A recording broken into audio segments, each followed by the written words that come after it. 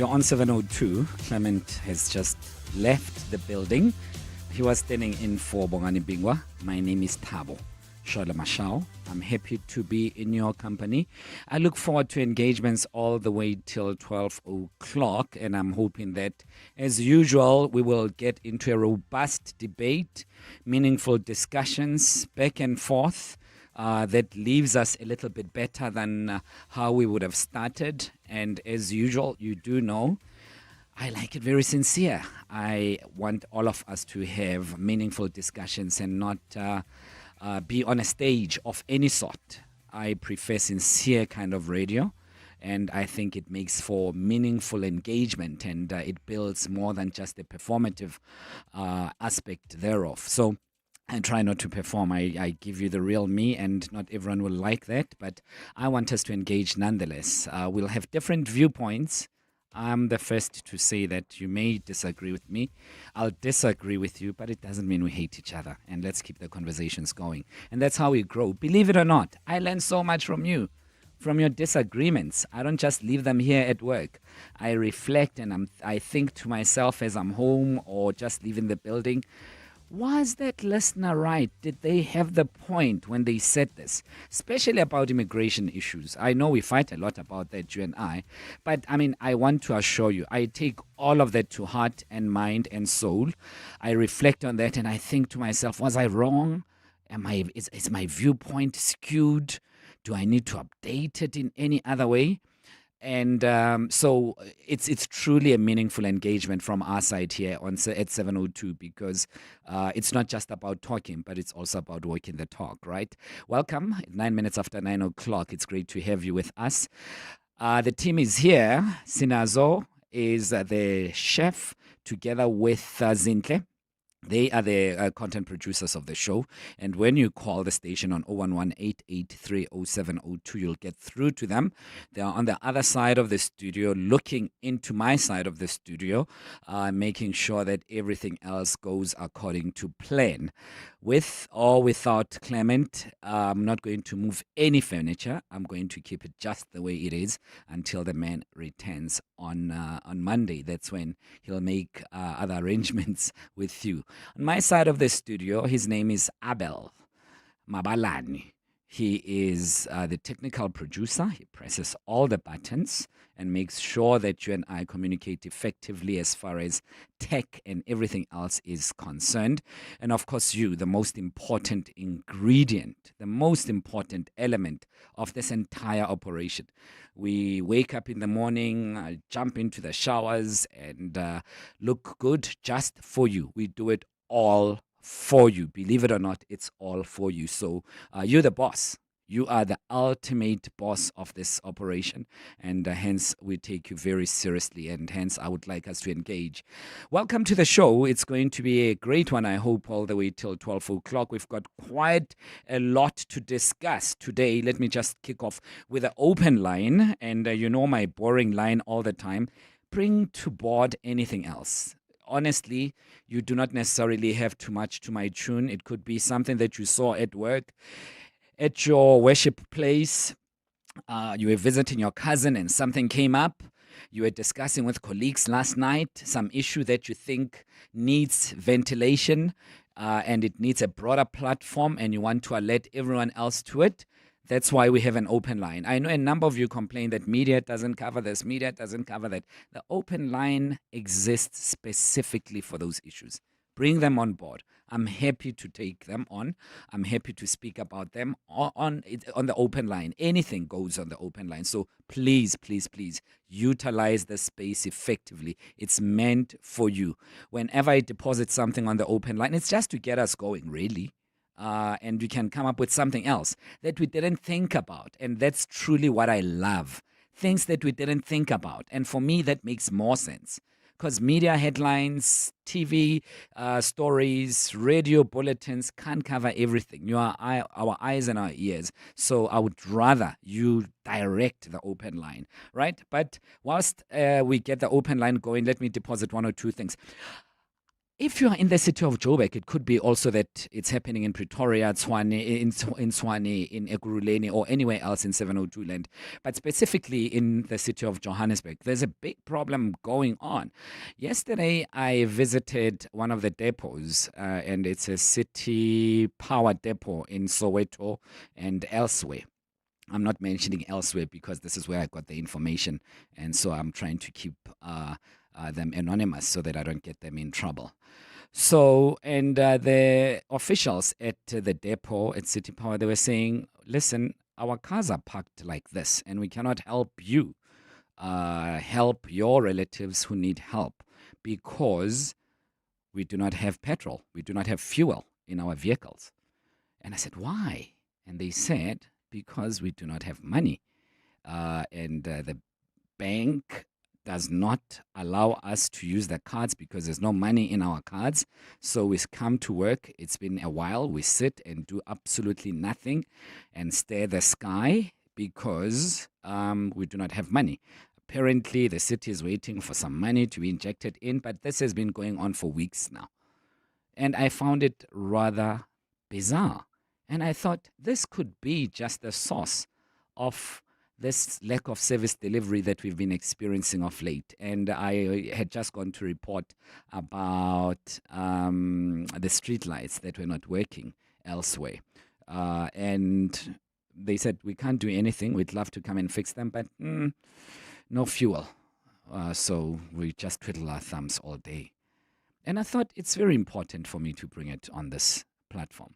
And I wanted to find out from you, your streetlights, garbage and refuse removal, is it happening? I know people in Randpark Ridge are up in arms, especially about refuse removal. And they're saying that nothing is happening that side as far as service delivery is concerned. City Power, is it fixing your stuff? JRA, are they fixing the potholes, the traffic lights and everything else? Because it appears as though a number of municipality entities are moving with a snail pace simply because of that. I was taken aback by that. So I wanted to ask you, is that the case? Have you noticed that? Share about your service delivery issues where you are right now. Is it excellent? By the way, if it's excellent, I'd love to hear about that as well. I'm not fishing for bad news. If it's great and Pick It Up is coming and everyone else is doing their work, please, please, please call in and celebrate them and let's congratulate them. But equally so, Randpark Ridge, are you sorted out? The West Rand, are you sorted out? Are things moving along that side? As far as JRA, I know Thabiso Goba did this with Mendy Winner the other day, and Thabiso was explaining extensively from EWN, was explaining extensively about the glitches in the system as far as Pick It Up was concerned. So please share with us service delivery issues where you are in your neighborhood. How are things going? Refuse being collected, electricity working. But there are some areas, by the way, where I've heard that people haven't had electricity for over 4 months. Some even a year and more without electricity. 1 year without electricity. And we, in the privileged spaces, we complain when we don't have electricity for 2 days. Not that it's wrong to complain about that, but I'm just showing you the other realities on the ground that we don't get to interact with.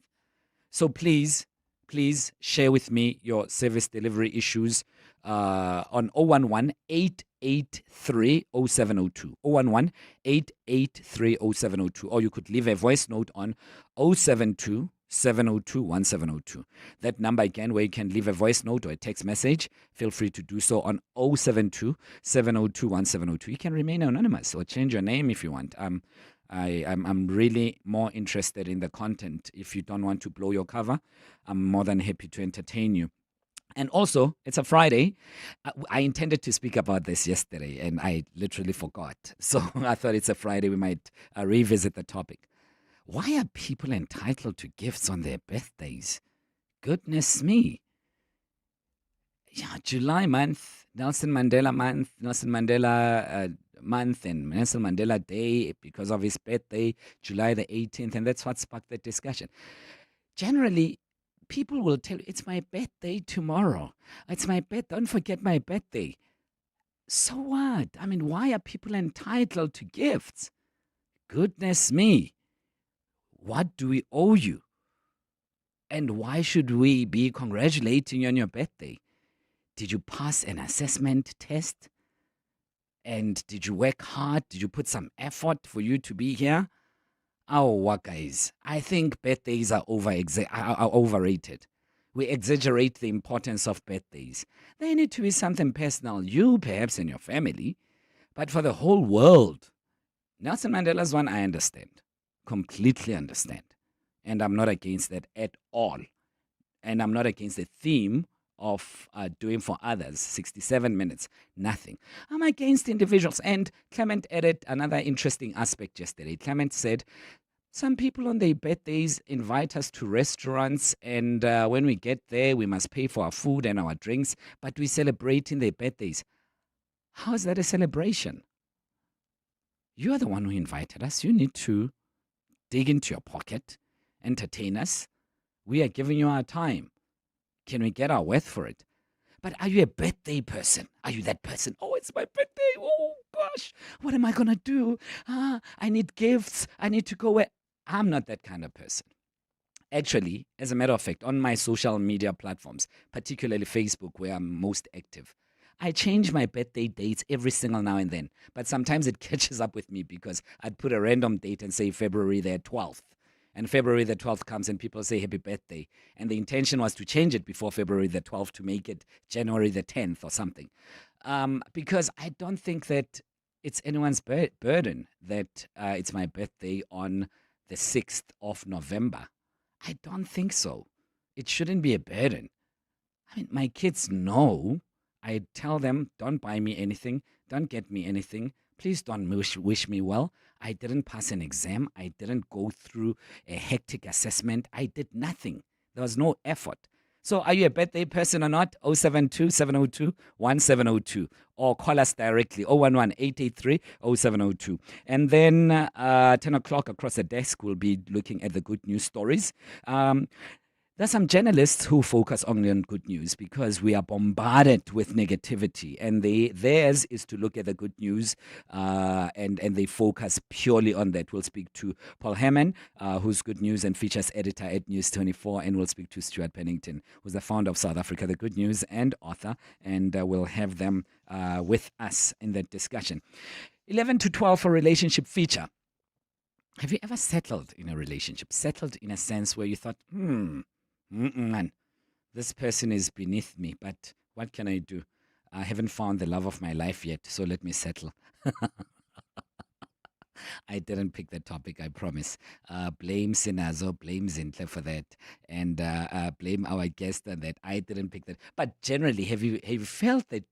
Have you felt that you are settling in any relationship at all, and you feel like you could do better, but life being what it is, a series of events that are unplanned and sometimes unleash the most unfortunate of circumstances upon you, you'll settle with this person for now. And perhaps your ideal partner, the love of your life, the one that the Creator meant for you, is out there somewhere.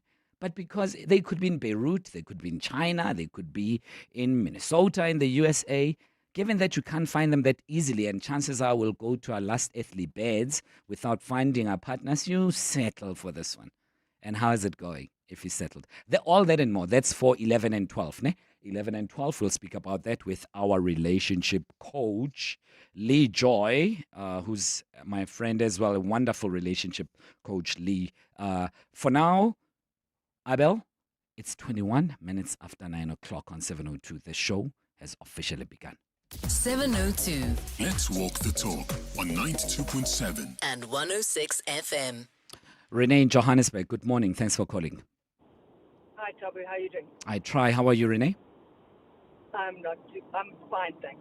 Good. So, Toby, you mentioned City Power not having electricity. That's awesome. Not having... that as well. Sometimes they don't have it. You do know, right? 100%. Yeah. Not having fuel. Yeah. So So sad. I mean, it's a sad situation. I mean, they literally do not have money. So a client of ours, transformer burnt out about 5-6 weeks ago. And that transformer feeds a couple of urban, that feeds a couple of manufacturing plants. City Power simply said to them, sorry, we don't have money. We can't replace the transformer. Gosh. So, and you can obviously, the impact on that obviously is quite big because that impacts manufacturing. They can't produce anything. They can't. Yeah. I mean, it impacts ultimately whether they can. It's revenue production, whether they can make money, whether they can ultimately pay their staff, all sorts of things like that, right?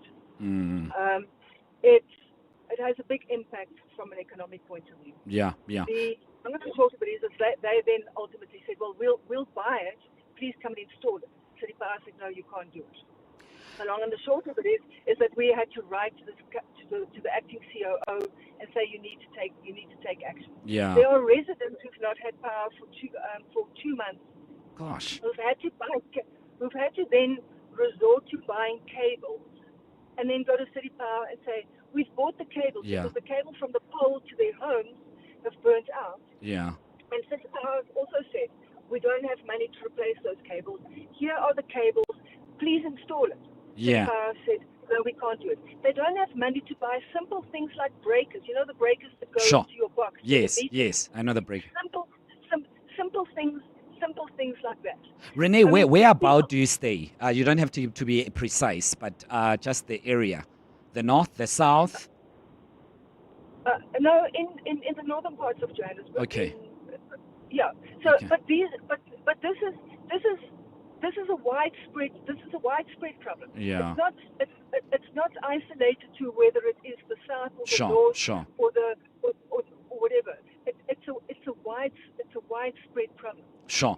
So part of the problem of what happens is that from a maintenance point of view, and this is happening all over the place. And I want people to be very, very aware of this.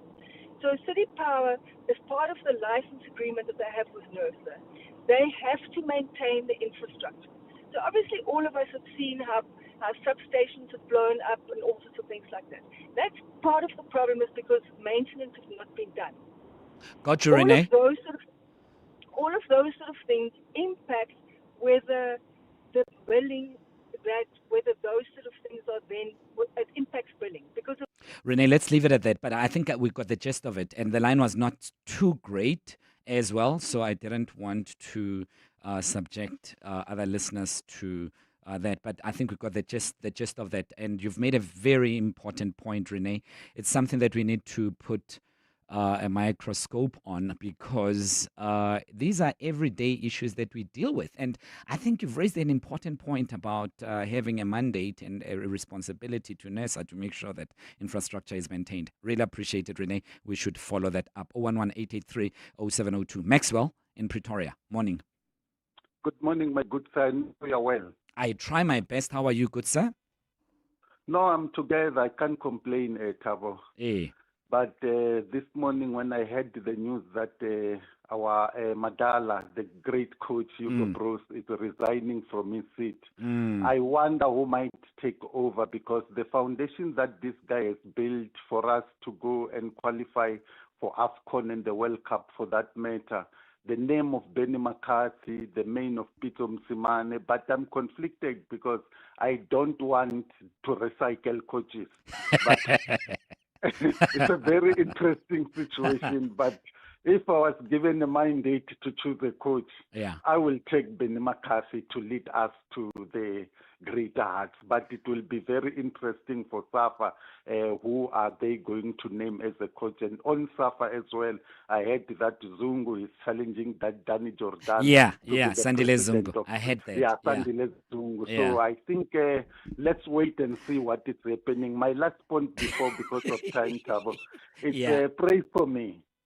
4 o'clock today, there is this guy, Novak Djokovic, against number one Sinner. Yeah. So it is going to be a tough one, but I would love to see Novak Djokovic crossing the line. Or I even would going love to the Djokovic to final and cross win. as well. I mean, I was watching his match. I forgot with who on Sunday afternoon. Yes. And I thought it The was fight brilliant. Yeah. And I mean, he came from. 5 hours. He was just brilliant. I would like Djokovic to get to his record as well. But also, Maxwell, I agree with you. I think we must give Benny a chance. I think Benny must be given a chance. Benny has been there. And he his understands. hunger Yes. and drive of the team. Yes. We might get the same situation, but they must retain Mkelele as well. Yeah, Mkelele must still be around with the team. But it won't hurt if Pitso is playing a role elsewhere as an experienced hand, even though he's not the head coach. Pitso needs to go to chief. Thanks, brother. Thanks. I love the chat, Maxwell. Let's squeeze in a couple of other calls before the news headlines. Who's next? It's definitely Jetro. Jetro in Alex. My brother, how's it? I tried, Jetro. How are you, man? Actually, I'll be okay one day, my brother. My brother, man, I know there's an issue with pick it up for rubbish collections. We are just appealing to the mayor. I know the mayor, to be honest, there is no hope from Kotata Morero currently. But Waban. He's still the mayor. For me, I mean, it's been long overdue. He must just step out. I mean, my brother Alexander, as you know, imagine a day for a Sure. My brother Alexander, it's a mess. I can tell you right now. Alexander, it's a mess. I mean, they have to come up with a plan. There's no way that this thing is going to continue like this, my brother. You know, you're right. I mean, knowing Alex, it could also, it's more worse than other areas. It could be that I was in the Kilani area over the weekend, and I also realized that a number of bins were outside and they were not collected. I know in Renpark Ridge, I've got friends who live that side. They've been complaining. But you're right, Jetro. Let's put pressure on the mayor for the collection of rubbish. Mayor, Dada, Morero, please, your people are crying. Joe Beggars are saying, please do something about this ASAP. Jetro, appreciate it, brother. Joe, I would, let me take other calls after the news headlines. 011-883-0702 in order for me to do justice to them, because then I'll be pushing you to speak in 20 seconds, and that is not fair. Should we squeeze in a thingy, Abel, a voice note on 072-702-1702. Good morning, Tibos. You highlighted one of the topics that I want to talk about City of Johannesburg. The City of Johannesburg needs its own commission alone. Only the City of Johannesburg, starting from the mayor downwards. Those people are corrupt. The city is corrupt. There's nothing going right in that city. You talk about the city power trucks now that they don't have petrol. What about the pick it up? The municipality only owns 80 trucks, and 60 of them are in repairs. The 180 or so of those trucks, or 280, 220 of those trucks are from the service provider. The city doesn't have trucks at all. And nobody's doing anything about that. The Johannesburg city needs its own commissions. Finish and clear. It's exactly 9:30. Sfiso Zulu standing by with Eyewitness News headlines. Good morning and welcome, Sfiso. Thanks, Thabo. Good morning. Evidence leaders at the Madlanga Commission will start leading evidence this morning relating to the investigating directorate. The Commission will hear applications from 2 witnesses to testify in camera, and the outcome will inform the Commission's way forward. Former Public Enterprises Minister Malusi Gaba and 4 former Transnet executives are back before the High Court in Johannesburg. The group is appearing today in an ongoing pre-trial proceeding in connection with Transnet's multi-billion rand locomotive procurement program. The accused face corruption charges linked to the controversial tender, which forms part of the state's broader investigation into alleged corruption at the state-owned freight rail company. And scientists have detected the highly contagious H5 bird flu in an Australian seabird for the first time. Australia, was 4 years, the only continental landmass to be free of the H5 strain, which has caused severe disease. And and high death rates in poultry and wild birds worldwide. A total of 12 cases of H5 bird flu have been confirmed in Australia since last month, but all of them were in migratory seabirds, not local wildlife. And those are the headlines. This EWN and more at 10, or as it happens. EWN Traffic. Travelling on the N12 East, we still have got that accident in Eldorado Park. It's between Klipspruit Valley Road and the Golden Highway. It's causing about a 15-minute hold up there. And then heading towards the Joburg CBD, we've got delays on the M1 North just as you come out of the Boyson's Road exit. And just a quick reminder that in Omondi, we still have got that truck on fire that is along Xavier Street, causing heavy traffic volumes towards the M1. Please try to avoid there. While travelling on the N12 West, we've got an accident right near the Gluli interchange is causing heavy delays. There's also queuing traffic in Sharon Lee along Malibongo Drive towards President Fouché Road. More updates coming up at the top of the hour. There's more EWN on air, online, and on the EWN app. Welcome to Nando's Taste-Demonials. It's the flavor! Real reviews by real people. Nico from Kailami is in touch with his emotions. So when we asked about the Nando's Peri Peri half chicken and a single side for only $1.25, he said, I'm sad. I finished it. Nikos, ungawari. Because this chicken season has more episodes. Nando's. Oh, what a place. If you think you cannot afford a lawyer, think again. Clientele Legal has made professional legal services affordable. You receive up to 745,000 rand worth of legal services per year. Our range of plans include cover for you, your spouse, children, and extended family. Plans include cover for civil, criminal, and labor-related matters.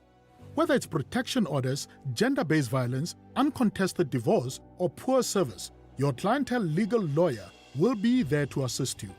Our services are convenient. Simply pick up the phone and call your lawyer or send us an email and we'll get back to you. All plans include a bail benefit of up to 5,000 rand and we'll go to the police station and pay it for you. Plus, Clientele Legal offers you 24-hour telephonic legal advice. SMS Legal to 48721. That's legal to 48721. Clientele General is an authorized FSP and licensed non-life insurer. T's and C's online. Standard rates apply. Just Anzalex it. Do you have a sore throat? Anzalex C Oral Rinse and Spray provides targeted relief from 1 minute that lasts up to 4 hours. It reduces pain and inflammation while numbing the affected areas. It also kills viruses and bacteria that cause sore throats to help prevent serious throat infections. Anzalex, South Africa's #1 choice for sore mouth and throats. For more information, speak to your healthcare professional. Just Anzalex it. Anzalex, a proud sponsor of The Masked Singer Season 3. Incredible Mazda moments of wonder await around every scenic twist and turn at 702 Josie My Josie Walk the Talk. Because on Sunday, 26th July, you get to discover 5 Mazda wonder experiences on the 8-kilometer route. From a stunning Japanese garden to a world of color. Visit one and share your wonder moments on Facebook, Instagram, or TikTok. Then tag and follow at Mazda SA using hashtag Mazda SA. And you could win your share of 50,000 Rand thanks to Mazda, where wonder awaits. Official vehicle partner of 702 Josie My Josie Walk the Talk. T's and C's apply. 702. Let's walk the talk on 92.7 and 106 FM. 25 minutes to 10 o'clock. Welcome back. Thabo Shole Mashao in for Clement. We're together till 12. Welcome to the show. And on the show, every now and then, on Fridays, Clement mentions gratitude feature. I omitted that. It's very important. If there's anything that you're grateful for, feel free to share, even if it's your birthday. We'll take it on board, right? No hard feelings on that. So Gratitude Friday still stands. If you want to give us a shout about that, you're most welcome to do so.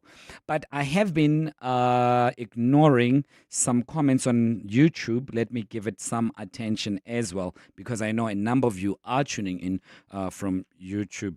And then here's one that said, you find, Finally, someone who dislikes birthdays like me, those things are not an achievement. It's like you're celebrating that you're a male. Who cares? I feel the same way. And that is not to say I hate other people's birthdays. No, if you invite me to a celebration, I'll be happy for you and whatever else. But just quietly in my space, I don't think that's an achievement. And I don't want that for me. On YouTube still, it even says, Tabo, you like poking people, ne? Friendships and relationships have ended because of birthdays. That's not my intention. I don't want to end any friendship or relationship because of a birthday. I'm just expressing this. Oh, I'm so sorry if I'm offending you guys. It's not the intention. 0727021702. Let's go straight to your voice notes. Morning, Tabo. You will feel that people exaggerate the importance of their birthdays when you realize that some people have never made it to the age you have made or to the age another person has made. You'll find people who have family members who die at the age of 29 or 30, and when you reach 31, it's a bigger celebration because you managed to stay alive for that long. So people are not exaggerating, they're celebrating the gift of life and the gift of attaining that age, because it's a blessing when you reach a different age every year. It's a blessing that you've been alive for that long. On that note, Tibos, yeah, it's my wife's birthday. Happy birthday, Bui. Love you so much. Yeah, she says she's in the 4th floor. Yeah. May God bless you. Thank you, Tibos. Hola. Good morning, Tabo, and all the listeners. I must tell you guys that about 14 years ago, when I turned the big 40, I started doing something different for my birthday. I celebrate my birthday, yes, I do. However, I entertain my family. If we go out or whether we stay at home, I just cater for them on my own birthday. I'm the mother, the matriarch of the family, and I don't believe that my kids and their spouses and their children need to spoil me. I need to spoil them. So that is how I celebrate my birthday. Ingrid Eldos, thank you. Hi, Tabo, Noni here. In my experience, people's attitude to birthdays is largely informed by how they grew up. If your parents made a big deal out of it when you were little, then birthdays are a huge thing in your life. If it was largely ignored, and I have reason to think that you fall into that category, then you don't think that birthdays are a big deal. But I just think each to their own. It depends on what has happened in people's lives. Some people have survived another year with a terminal disease, so they have reason to celebrate. Some people have been through trauma. They didn't think they'd make another year. They have reason to celebrate. And some people just have joy and they think it's a wonderful thing to celebrate another 365 days around the sun. So I just think live and let live. As for the gifts, yes, I agree. No one is entitled. Yeah, I mean, I was talking about birthdays. You know, the era of social media and Google culture, everyone is a psychologist, right? That's a beautiful thing about it. We are all pseudo-psychologists. I mean, just to give you, I think you're completely wrong. When I was young, my mom made a big deal of my birthdays. He would haunt my dad, whom I was not staying with, to make sure that there's cake, there's this, there's that. She couldn't miss it for the world. Even when I think I was about 29 years old, before my mom passed on, she came to my flat at night with cake and everything else.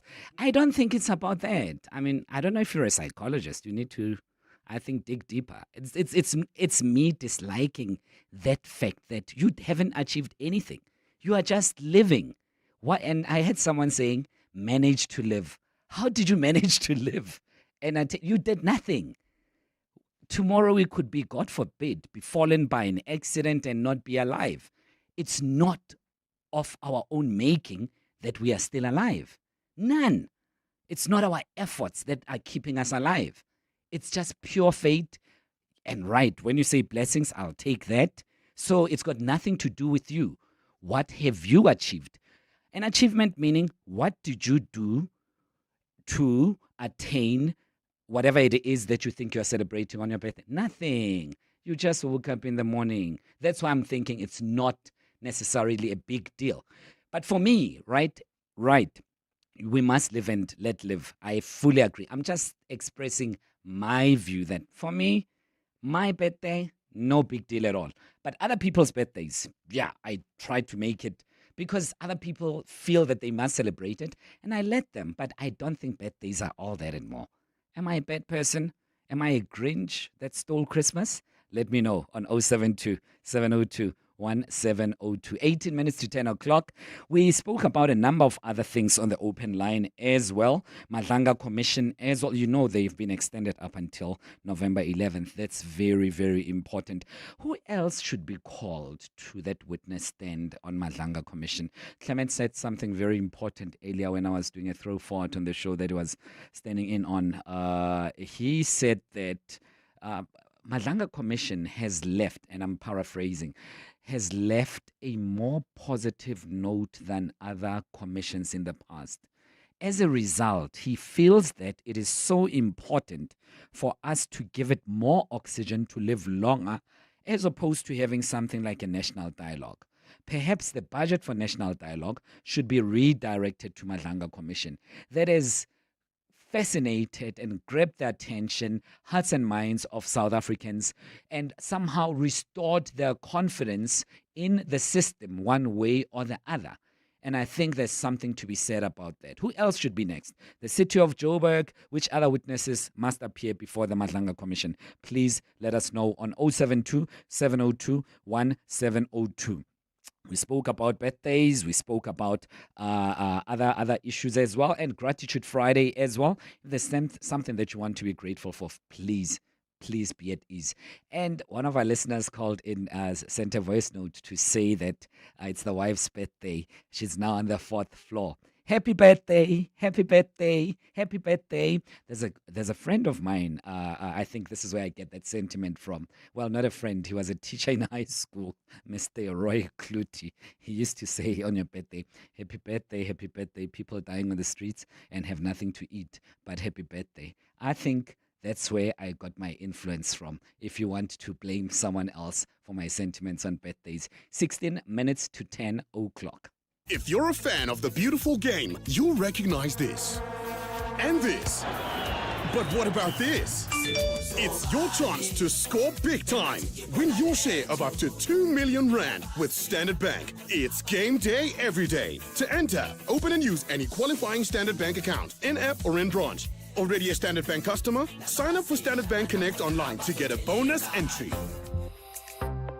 Standard Bank is an authorized FSP and registered credit provider. T's and C's apply. The world's best male and female paddle players are coming to South Africa. The historic Premier Paddle Pretoria P1 will be at Sunbet Arena Times Square from 26 July to the 2nd of August. Expect world-class action, unbelievable energy, premium hospitality, and an atmosphere unlike anything South African sport has seen before. This is Africa's biggest paddle tournament ever, and tickets are selling fast. Don't miss your chance to witness the sport's biggest stars in South Africa. Get your tickets now at primemediaplus.com. People always say to me, Barry, how do you keep your car running so smoothly? So my car's a bit of a snob. It won't settle for just any filter. It demands MAN filters. So I visit Goldwagen to get my MAN filters, those premium ones in those iconic yellow-green boxes. Honestly, I've tried telling my car who's in charge, but when it comes to trusted performance, the car wins. MAN, the filter your car would choose, if it could talk. Goldwagen, keep on driving. For more about 702, go to primemediaplus.com. Straight to your voice notes, 072 702 1702. Tabo, good morning. Paul in Randfontein regularly, but today phoning in from somewhere around the universe. One person that I would love, well, two of them, that I would love to see appear before the Madlanga Commission is one, Katiso Molefe. He seems to have vanished into the woods, and he was the main character I want to believe that got Sergeant Nkosi into trouble and having him heavily incriminated in this drug business. Number two, The day Ket Matlala was arrested, there was a gentleman that passed the phone around with either the minister or the commissioner on the phone, and his name came up quite a lot at the initial stages of the commission, yet he has not appeared before the commission. And I think Google and the internet has been sanitized. I looked up pictures or stories related to him, nothing there to find. Lovely show as always. Good morning, 702 Landers. My name is Lisa, and a year ago, I had to move back to my parents' house in Ekurhuleni, Palm Ridge, and there's just no water every single night from 7 p.m. till 5:30 a.m. in the following morning. There's no water. You cannot use water. You can't flush the toilets. You can't wash your hands. You can't shower. You can't bath. We have to literally store water in tons of buckets. It's the most peculiar thing. Municipality has no answer. You go here, they send you there. You go there, they send you to another place. And this is the formal side of the community. The informal side, which is surrounding the formal side, they have water. They actually wonder. They don't understand what we're talking about. It's the formal housing that has no water every night, which is extremely peculiar to me. Good morning, morning, sir. Hey, Rand West. Oh, Rand West is the worst. When it comes to service delivery, our street lights are not working. The roads, those ones we're no longer calling them potholes. They are just sinkholes. The municipality doesn't work that side. We are in trouble. We call it pothole city nowadays. Rand West is the worst of them all. Hi, I was suggesting a topic for an open line. How do we as communities hold our municipalities accountable, specifically that we really do not have to be taken to the streets every time to burn tires in order to get the attention of the media. Through the media, we get the attention of the municipalities. I'll make an example. We do not have any communication channels to our municipalities, especially in communities, rural townships and areas and so on. And things are deteriorating so bad. I'll make an example with our local municipality, Moretele local municipality, and things are so bad that even the road is better driving on the side of the road rather than driving on the road. And that road, when I was born, it was already there, never been maintained, never been maintenance, nothing, never been resurfaced. It has been left like that for years, and we don't have a way of communication with the municipality. I mean, I'm sorry about that. Rand West, I know it's a very, at times, troublesome municipality. And I really wish something could be done about Rand West. You are 100% right. A lot has to be done. The potholes that side are scary, if anything else. They remind me of the potholes as you go in towards Northwest using that Mahalis Road. It's terrible. It's really terrible. And I'm hoping that the authorities are listening. I'm hoping that the mayors, the officials of these particular municipalities are listening and they're taking heed of this counsel that comes from you, that they need to do something ASAP. I would like that very much. And we're not necessarily out there to criticize people unfairly, but we are asking you about some of the service delivery issues that you have, knowing that City Power in Joburg does not have fuel. Their vehicles don't have fuel to move around, and as a result, they just sit and just twiddle their thumbs because there's nothing they can do. And we can blame them and criticize them for not working, but they're not given tools of trade, so they can do very little. And our first caller, I think it was Renee. Renee mentioned interesting points. It's just that she was not clear. I wish we could revisit her call again and mentioning that in her neck of the woods, they even had to buy the necessary cable for City Power to come and sort out a few houses. Yet they still could not do that. How does that work? How is that normal? In which universe is that okay? And I suppose we must just absorb it and keep quiet. because we are anti-revolutionary if we are counter-revolutionaries if we shout, right? If we say all these things, we are counter-revolutionaries. We must just let it be. I spoke about birthdays earlier on. We'll go to a voice note. I must, though, express. There's a friend of mine who will out me if I don't express this. I don't want them to call because you might know him. On each other's birthdays, we've had this tradition since we were little kids. But I don't miss his birthday. He doesn't miss mine. Wherever he may be in the world, wherever I may be in the world, his birthday is on June the 6th. So wherever he is, he'll make sure that on my birthday, he sends me a message to go pick up a gift elsewhere. And I would do the same. So I'm just saying there's some gray. It's not just black and white. There's some gray in this thing, right? And let's not, I'm not personalizing it. Guys, I'm just saying, nah, Thabo Shwele Mashao. I don't think birthdays are all that and more. I don't want to characterize people who celebrate their birthdays. They're wonderful human beings. There's nothing wrong with celebrating your birthday. Enjoy it. Have a good time. Na, me, ek, esni. I don't know what the next line in Afrikaans should be, but ek esni play to celebrate birthdays. I'm thinking it's an ordinary day and we should let it go. But to each his own, right? Abel, what are people saying on 072 702 1702? Good morning, Tibos. You know what? There's this thing which is, I don't know what to call it, bruh. Somebody's birthday, invite me for a birthday celebration. But however, the person invites me to come and celebrate his birthday at a restaurant. Top of that, the person says, we must bring gifts, which is fine.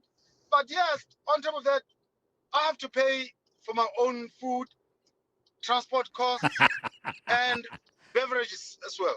Yeah. So I don't understand why should we come and celebrate your birthday and we have to pay our own food. This is not on, man. Yeah, not at all. happy Not at all. Boxback. Hey, Tada, let me quickly go to Isaac Mangena of City Power, where he's a spokesperson, and give him a right of reply. Isaac, good morning. Good morning, Tibos, and good morning to the listeners. I just wanted to respond to I think when you opened up, you spoke about your visit Yes. to one of our depots. And Yes. I didn't get that clearer, but I think you were complaining about the trucks parked and petrol, fuel not there, or something like that. Would you But I like me also to want repeat it? Yes, please. Okay, so that we can get one of the depots was saying that they don't have fuel. We don't have a lot of time, so that's why I'm speaking so quickly, so that I accommodate your response. That they don't have fuel, and that's why they cannot service the area. Look, I don't think that is the truth. We at City Power, we do not have a problem with fuel. We don't have problem with our fleet in terms of the trucks that needs to go out. All of those things, we hear about them obviously from other sister companies. I think there was an issue with PIRAP at some point a few weeks ago, but that also was resolved. But with City Power, we don't have any issue, and that's why I wanted to basically zoom into it so that we can then look exactly who was talking about who was saying that and why were they basically putting that one. So out. Isaac, what I'll do like that. so that I don't get the person victimized, and I will give you No.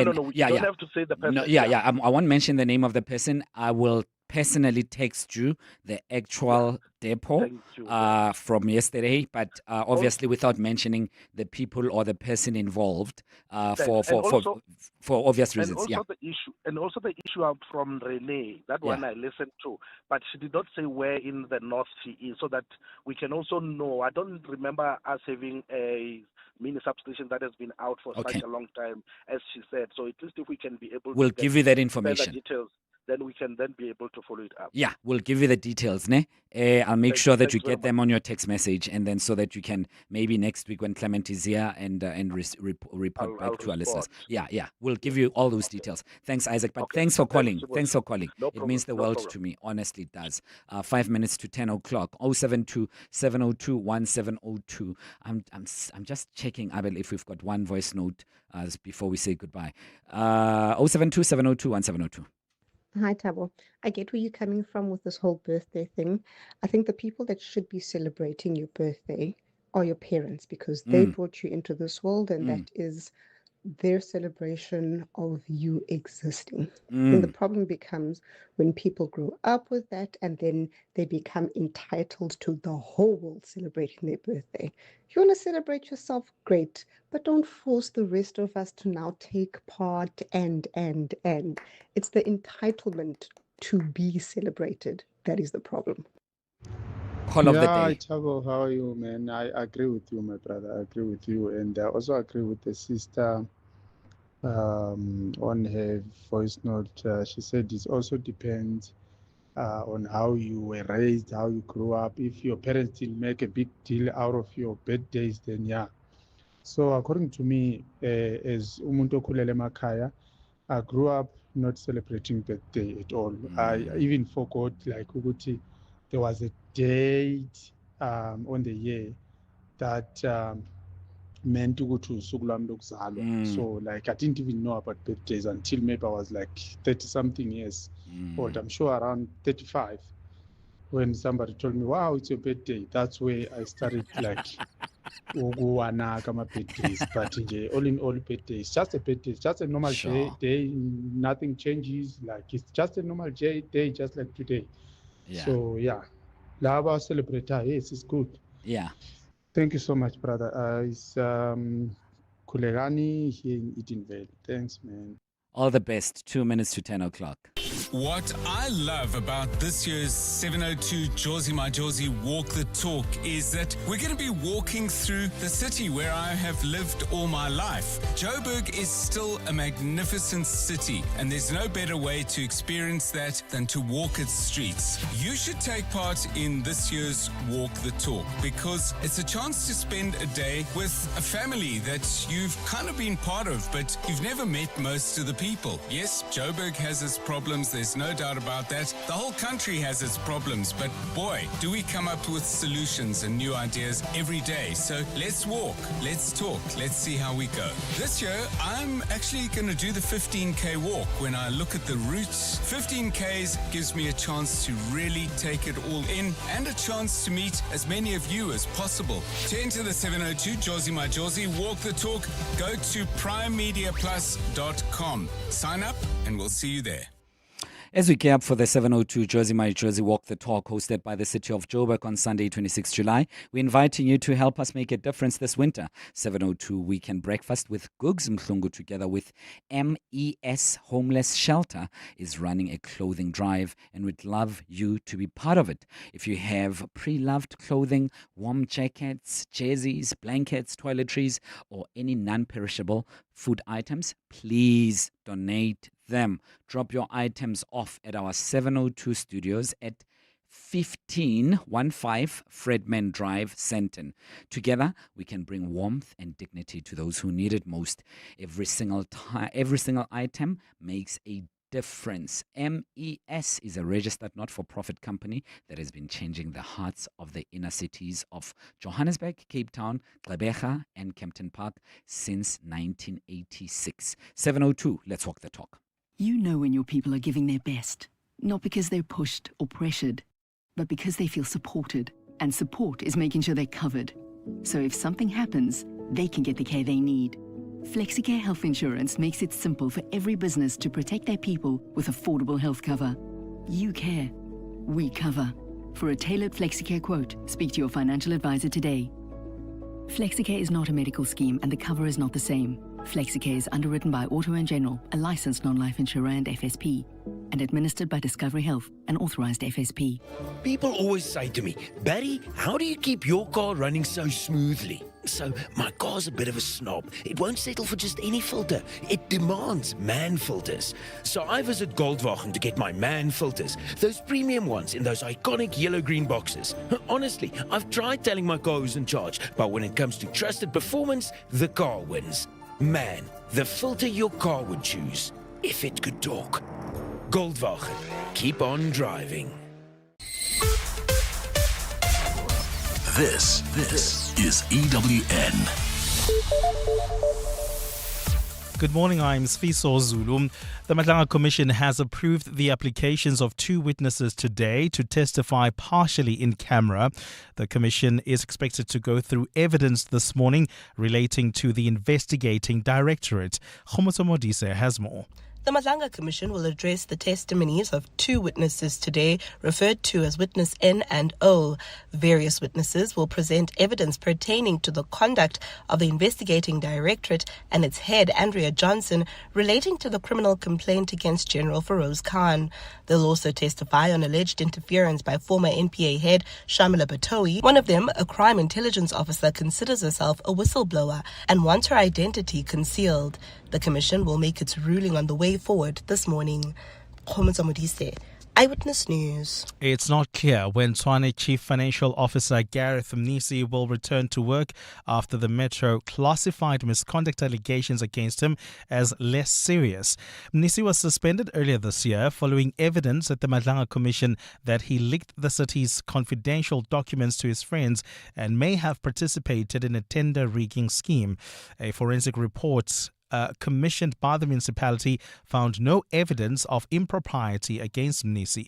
Tabiso Goba has more. During a closed-door council meeting last night, councillors had to consider whether the allegations against Chief Financial Officer Gareth Mnisi were serious or less serious. Most councillors voted to classify them as less serious. This means the highest form of sanction the municipality can mete out against Mnisi is a warning. Opposition parties in Tshwane are outraged with the decision.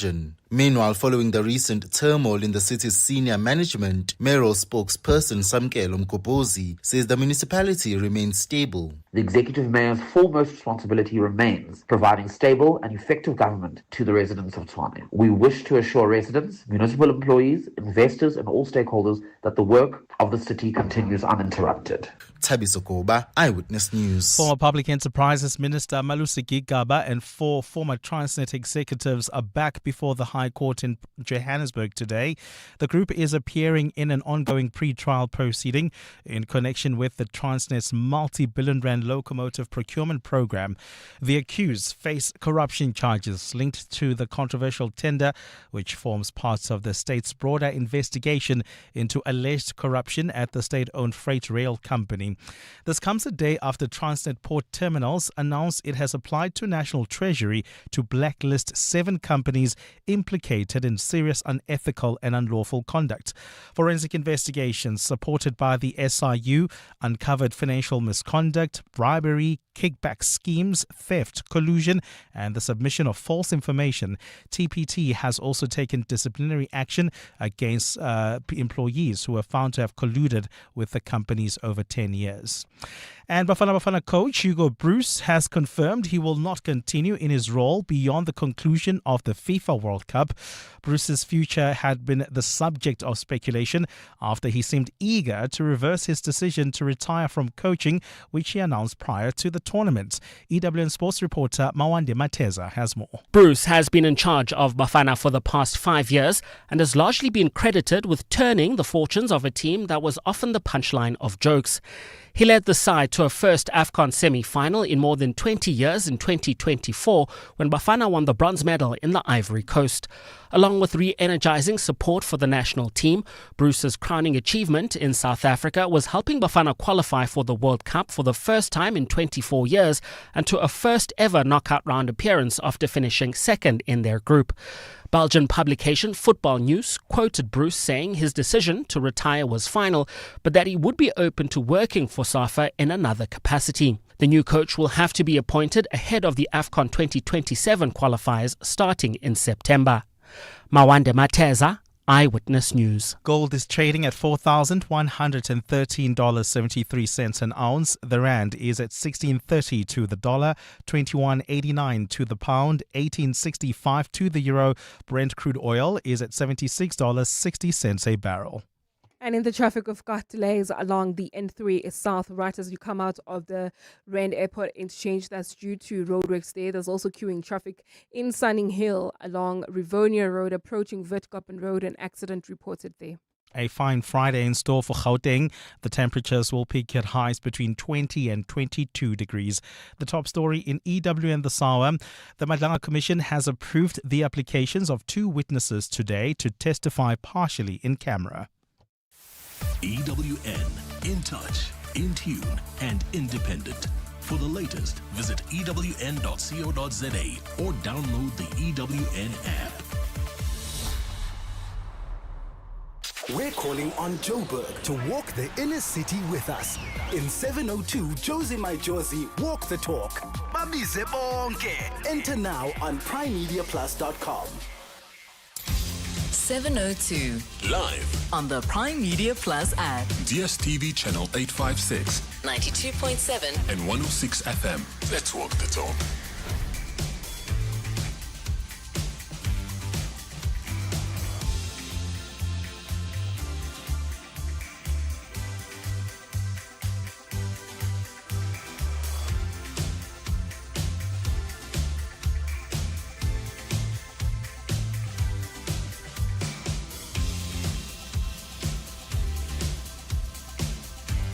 Welcome back. You're on 702. Always great to have you with us. No, it's not Clement.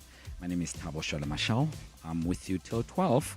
Second hour of the show. On a Friday, I often forget to note what date it is. Friday the 10th of July. Great having you with us. We, in the past hour, we're looking at various issues on the open line, birthdays, this, that, and the other. One of our colleagues, great colleagues, very knowledgeable, great broadcaster, iconic broadcaster of note, sis Noti, Notemba Madumo, sent a message through to the studio because she's around, and she said, Tabo, it's my birthday tomorrow. I expect a gift. I think you're talking nonsense on air about birthdays. Putting me in my place. Says Notemba, I will definitely make sure that you get your gift tomorrow, and I'll send a message. All that in the name of conversations. But this hour is equally compelling because we want to look at good news storytellers, because at times newspapers, radio stations, TV, social media, and various other platforms are riddled, heavily so, with bad news. Some people find that too heavy and they want some bit of, not sun white journalism, no, but they want some good news. So on Across the Desk, that's our feature. 8 minutes after 10. Let's walk the talk. 702. I'm wondering how many of you ever felt worn down by the relentlessness of the stream of bad news, and somehow you've wondered where the good stories are hiding, and you go out searching for good stories, because a number of people often accuse us in the media and say, you are just, loading us every single time with heavily bad news. We'd like some good news for a change. And South Africa has its own champions of good news stories. That's if you didn't know. You have journalists and storytellers who believe that hope, resilience, and everyday triumph are just as newsworthy as crisis and conflict. I know Mandy Wiener on Fridays does that as well. And she makes me say that line that I often get wrong, and good news too. So she does a bit on that. So today we thought we must put a spotlight on Across the Desk, and as we speak to 2 people who have built their careers around finding and telling South Africa's good news stories, we find out what good news really means. And how do these people actually track these stories down, and why they believe that telling those stories matters? And I'm just thinking, as you're listening to us right now, do you, as a listener, as a reader, as someone who consumes media, do you actively seek out good news stories? Or do you find yourself just drawn to the negative headlines and you consume them? If the headline is not as gory and bloody and scary, you just move on. I must consider times I do that, and that's not always good, right? What have you always wanted to know about how good news stories are found, verified, and told? So we thought we should invite these amazing individuals, journalists, to speak to us. Stuart Pennington is the founder of South Africa, The Good News, and he's also the author. Stuart, thanks for your time. Welcome to 702. Good morning. It's a pleasure. Good morning. Paul Herman is Good News and Features Editor at News 24. Paul, hi, welcome. Morning. Morning, Tabu, and morning to your listeners. Let's kick off with you, Paul, because News 24 is a trusted source of, at least mostly trusted source of news in South Africa. You dominate that space very well. And every now and then when people want to verify the stories that come to you, and you have this massive reputation. And I wanted to find out, I mean, from you, especially as the editor of the Good News feature and features editor, how do you define good news, Paul? And how is it different from simply newsworthy?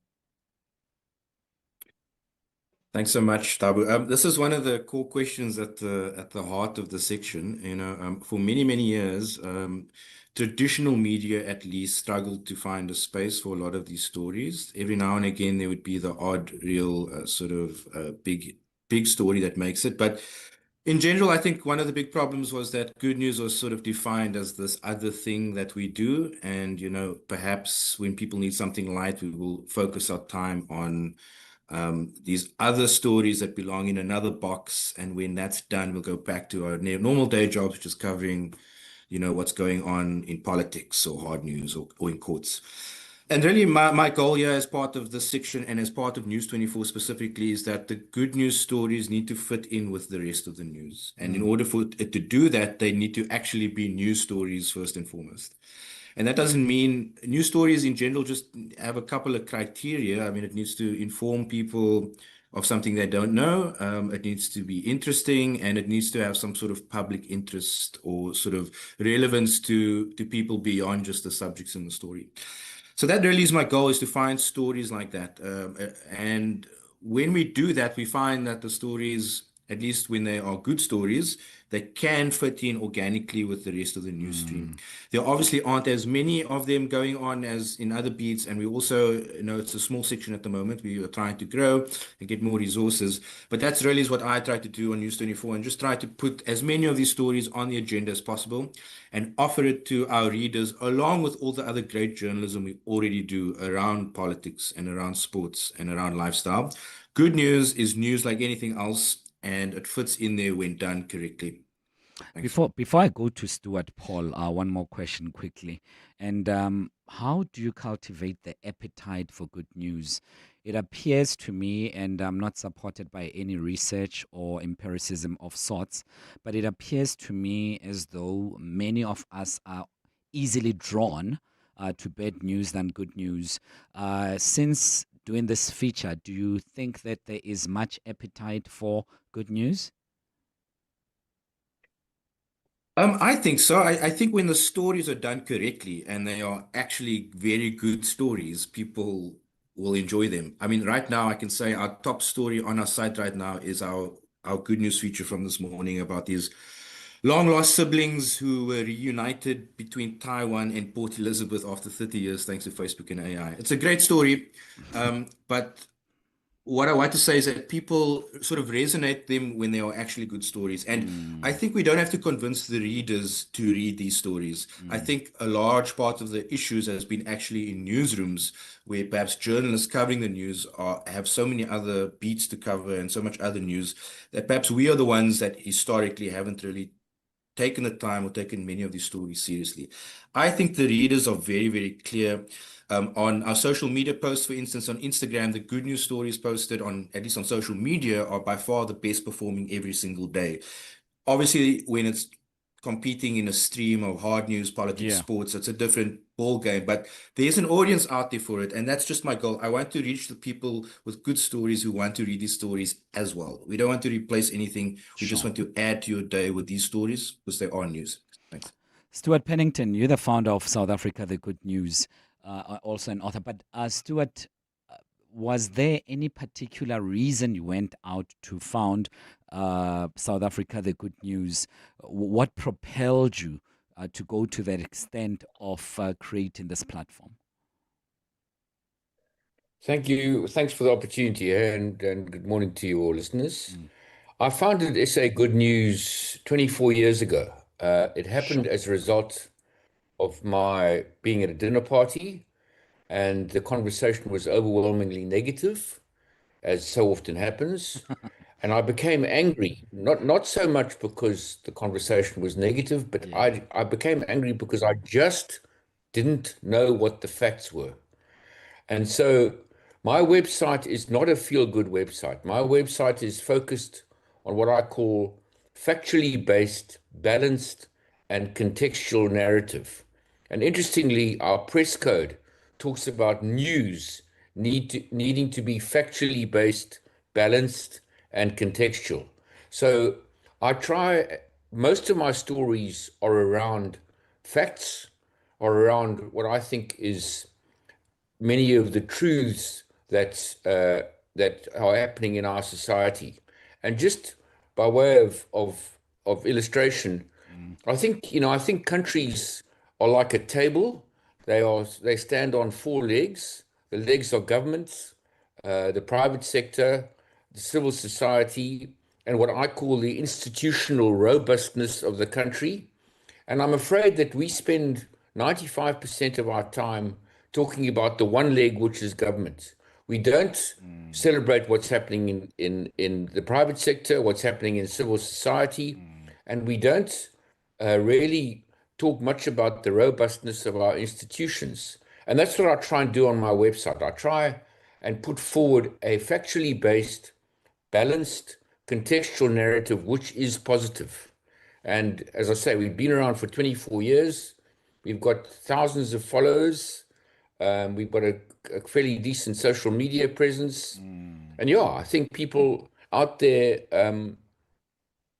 want to hear positive stories. And let me just say also that I think most bad news stories are in the form of events, and events are quite easy to report on, and they find their way into media. So somehow a bus accident in Bangladesh is much more important from a news point of view than a trend that's happening in South Africa, which is positive.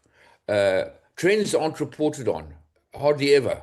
It's always in the form of a negative event.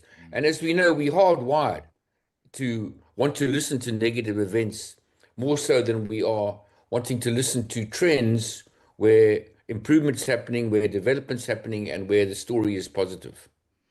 And on your website and various other platforms where you place these stories, Stuart, commercially, is that viable? Because at times I would also want to believe that as much as you're a journalist, the author, and you founded this website, there is an element of entrepreneurship in all of this. And one of the key engagements is a market.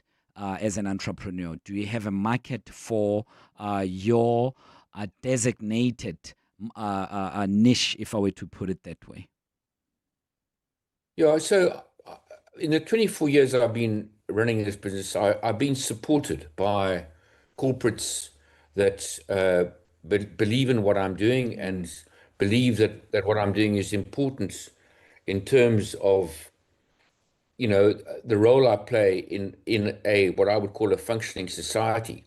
But let me say also, I do a few other things. I mentor young journalists. I have about a dozen or so young journalists who write for me, and we go backwards and forwards with their stories. And then when the stories are good enough, we publish it on our website under a portal called Visiting Submissions, and I pay them so that they can start building up a decent portfolio and start looking towards a career in freelance journalism. So I get support for that too from the corporates that support me. Yeah, so I don't really look at it I look at it from a social entrepreneurial point of view, but I'm fortunate in the fact that the It doesn't. I don't have to monetize it every day. I get support. Sure. And if you've just joined us, welcome. You're on 7:02, 20 minutes after 10 o'clock. Thabo standing in for Clement. And on Across the Desk this Friday, we are looking at good news storytellers. I'm interested in knowing from you which stories really appeal to you. Honestly and sincerely, are you more attracted to negative headlines that speak about corrupt officials, people dying on the road, stabbings, shootings, crime, corruption, pain, bleeding, than you would be about what others refer to as sunshine journalism, perhaps positive story. Some wonderful man was received a house from this corporation after 12 years being homeless. And which stories really capture your attention, because it also matters. The consumer or someone who really consumes media really is also part of the value chain. If for whatever reason you are not as interested, it would have an impact on the other end of the story. I'd love to hear from you on 072 702 1702. On that number, you can send your WhatsApp message, voice note, and share your thoughts. If you'd like to interact with my guests directly and myself, Stuart Pennington is the founder of South Africa The Good News. He's also an author. And Paul Herman, Good News and Features Editor at News 24. Feel free to do so now on the numbers that I've just given to you right now. Paul, let's quickly come to you. Do you believe that, pound for pound, if we were to do a juxtaposition, story about Madlanga Commission, an MEC government official is found with their hands in a cookie jar, as we have seen in the past few days and since the commission kicked off, as opposed to Thabo buying the principal of a school a cat. And my examples are rather extreme, so don't judge me on that. Do you juxtaposing a good news story and what may not be so positive but accurate as well, pound for pound, do they really command the same amount of vigor? And do they compete fairly? And do they attain the relevant, equal and appropriate amount of attention from a consumer? Paul Hammond? Thanks so much, Thabo. This is really a great question. It goes to the heart of what we're trying to do. Look, what is happening at the Madlanga Commission has great national relevance and importance. It also has a huge effect on the country, and it goes into the heart of some of the reports that has been happening in our police system specifically. So I don't think any stories can compete with that. That is very, very important to South Africa. And so I think it's sort of a false dichotomy to try and compare. We don't compare the sports story to that. We don't compare a motoring review to that. We shouldn't do the same for good news. Having said that, every now and again on our website, we've got amazing stories that are not just great stories that make you feel good, but they do incredibly well in our statistics. And I will encourage your readers to go on our site right now, and I promise you, by the end of the day, the most read story on News 24 will be our good news story published this morning. I'm willing to see if I'm wrong with that. But because it's a great story, and I mentioned it earlier in the show. But I think we shouldn't create this false dichotomy, because that is traditionally what the media has seen good news that is not worth doing. And I disagree with that completely. It has a place in the bucket.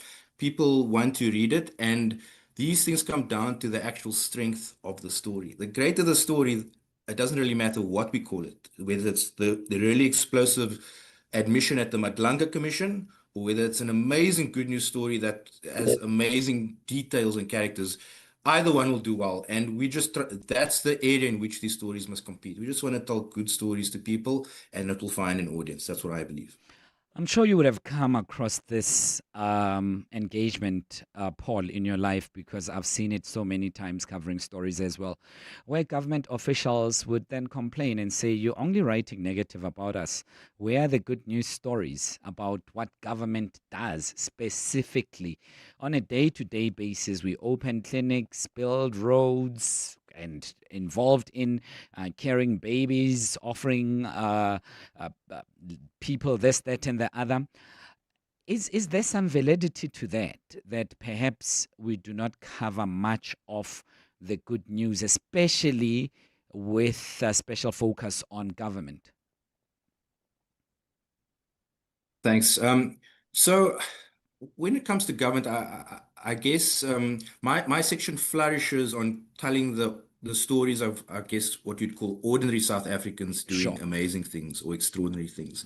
Those are very easy to tell because there's no real stakes or ethical conflicts. Yes. I think with government in general, though, I mean, the public has a right to hold them accountable to how they act on their behalf, how they spend their money. This is the main relationship between government and the public in general. And so likewise, most of the stories that are covered have got to do with that social contract. If government departments do things that are natural and authentic and are good and are newsworthy, I'm sure those can be considered as well within the general beat. But I think it just comes down to the relationship between the readers and the subjects of the stories. People love to read stories about people like them, ordinary people doing amazing things, great success stories, rags to riches. Whereas with government, it's a little bit different. People want to read different things. So I think the way to approach those types of stories is, especially when it's complex or perhaps it's both positive and negative, you need to treat it like you would treat any other news story, which is you reflect a balanced report on something. So, for instance, if like the Pitlatreen saga has been solved in a certain district in the Eastern Cape, and it's through the philanthropy of something, you can cover that, and it's a positive thing, but then you can also include historically what has gone wrong as well, and then the readers can make their mind up about where to stand on government stories specifically. Stuart, you would have come across this phrase in the newsroom, as many of us have. If it bleeds, it leads. Are you going contrary to that? Yeah, so I think what happens in South Africa a lot is, and it's a human condition. You hear things so often, very often, that they become the truth. It's what I call conventional wisdom madness. So we hear, as an example, we hear all the time that our South African university standards are dropping. And we hear that so often that it really does become the truth. So what I try and do on my website, as this is an example, is I'll do the research on how many universities there are globally. And the answer, just so you know, is about 21,000. And then I'll look at how many universities there are in South Africa, which is 26. And then I'll look as to how many where our universities are ranked globally. And if I was to ask the average South African, out of 21,000 universities, where do you think South African universities are ranked? Well, no one would tell me that 9 of our universities are ranked in the top 4% globally, in the top 800 globally.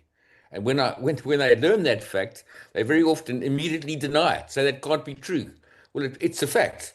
So on my website, I spend quite a lot of time on facts. So, and they're not always positive, but they are the facts. So I did an open letter recently to the Ministry of Health about the state of our hospitals and the state of our clinics. And I think it's important for readers to learn how many hospitals there are in this country and how many clinics there are and how many of them are considered to be functional versus dysfunctional. So I spend quite a lot of my time doing that kind of research and that kind of work so that I can explode some of the conventional wisdom madnesses that we constantly hear. I mean, one of them that I'm sure we're all guilty of saying is that South Africa is the most unequal society in the world. Well, it's just not. Because the Gini coefficient only measures official income. It doesn't measure any other form of income. Now, in South Africa, there are lots of other forms of income for families. If you put that into the equation, you get a completely different Gini coefficient. So I spend a lot of my time doing that kind of work. And then to support Paul, I think there also are great stories about what people are achieving. I mean, I've got a section on my website called SA Heroes, and there are fantastic stories about what ordinary people are doing and what South Africans are achieving.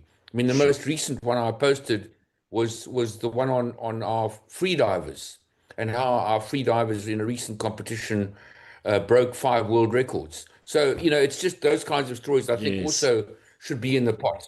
Certainly. It's exactly 10:30. Sfiso Zulu will give us the Eyewitness News headlines. Morning, Sfiso. Thanks, Thabo. Good morning. The Madlanga Commission will hear evidence from 4 witnesses today, including a whistleblower. This morning, the Commission dealt with 2 applications to testify partially in camera, which have been granted. The Commission is focusing on evidence about the investigating directorate and its head, Andrea Johnson. This is in relation to a criminal complaint which was laid against tainted crime intelligence cop Feroz Khan. The East London Regional Court in Dantsane is expected to deliver judgment today in the inquest into the deaths of 21 young people at a tavern. 4 years have passed since the tragedy at Enyobeni, and families say they still don't know what caused the deaths. Pupils had gathered at the tavern in Scenery Park to celebrate the end of their exams in what was called the Pens Down Party. And scientists have detected the highly contagious H5 bird flu in Australia, in an Australian seabird for the first time. Australia was for years the only continental landmass to be free from the H5 strain, which has caused severe disease and high death rates in poultry and wild birds worldwide. A total of 12 cases of H5 bird flu have been confirmed in Australia since last month, but all of them were in migratory seabirds, not local wildlife. And those are the headlines. This EWN and more at 11 or as it happens. EWN Traffic. Travelling on the N3 North, we've got delays between the Elands interchange and the Gludies interchange. There's also queuing traffic on the N12 and the R24 West between the the Edenville Road exit and the Gludies turnoff. That's due to roadworks there. Please be on the lookout. And heading towards the Amalgam area, we still have got delays on the M2 West. That's between the Crown turnoff and Main Reef Road. We'll have more updates for you at the top of the hour. Stay tuned. There's more EWN on air, online, and on the EWN app. The pain of losing a loved one is never easy. It will leave you feeling overwhelmed. At Clientele, we understand that burying loved ones with dignity truly matters. Our funeral plans pay out cash within just 24 hours, and you receive 200 Rand airtime when you claim to make those important calls. Plus, we cover up to 13 people on one plan. SMS funeral to 31586. That's 31586. Clientele Life is an authorized FSP and licensed life insurer. T's and C's online. Standard rates apply. We're giving you millions of reasons to celebrate with our selection of Lucky Millions lotto draws. You could claim major jackpots when you pick numbers from thousands of daily draws. Choose numbers on UK 49s, Euro Millions, and lots more from just £5 per line. Enjoy more chances and more ways to win, all in one place. Grab your chance to celebrate extraordinary riches when you play Lucky Millions from Hollywood Bets. Bet now.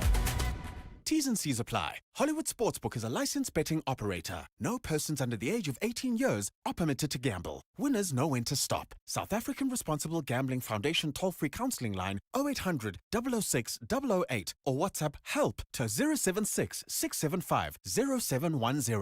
The 18th of July marks Nelson Mandela Day, a global call to action encouraging us all to spend 67 minutes making a difference. Join the Adopt a School Foundation as we bring companies together to uplift a school in Soweto. Plant a vegetable garden, read to a learner, paint a classroom. Every act of kindness helps create a better learning environment and a brighter future. Honor Madiba's legacy, give your 67 minutes and be part of a lasting change. Visit adoptaschool.org.za for more. On Sunday, 26 July, the entire city unites for the 702 Josie My Josie Walk the Talk. Walk the Talk. And because Joburg is more than just a city, we'll be walking for the people. So join us and help make a difference to homelessness in the city by entering on primemediaplus.com and donating vouchers. Donate a voucher. Which is a cashless way to give, helping people experiencing homelessness access a hot shower, a meal, a bed, or more support. Anybody can join and everybody can donate. 702 Josie My Josie Walk the Talk, hosted by the City of Johannesburg. Enter and donate now on primemediaplus.com. 702. Let's walk the talk on 92.7 and 106 FM. 25 minutes to 11 o'clock. Welcome back on 702. Thabo Sholemashao in for Clement. We're together till 12. And this is Across the Desk. We are looking at good news storytellers. And we are joined by Stuart Pennington, founder of South Africa, the good news and author. And we are also joined by Paul Herman, who is good news and features editor at News 24. I asked you a question and your silence is really worrying me because often we get slack from you, at least myself, that where are the good news stories? Why don't you speak more? Why is media so negative in South Africa? Well, here's what, this is your opportunity, and here's your chance to throw in your worth to people who are making sure that your media is filled with good news, and you've gone chup still on me. Are you not interested in good news? Are you perhaps shy to engage with good news? And this is very important. I'm not being frivolous about this because I know that often it's suggested that negativity sells.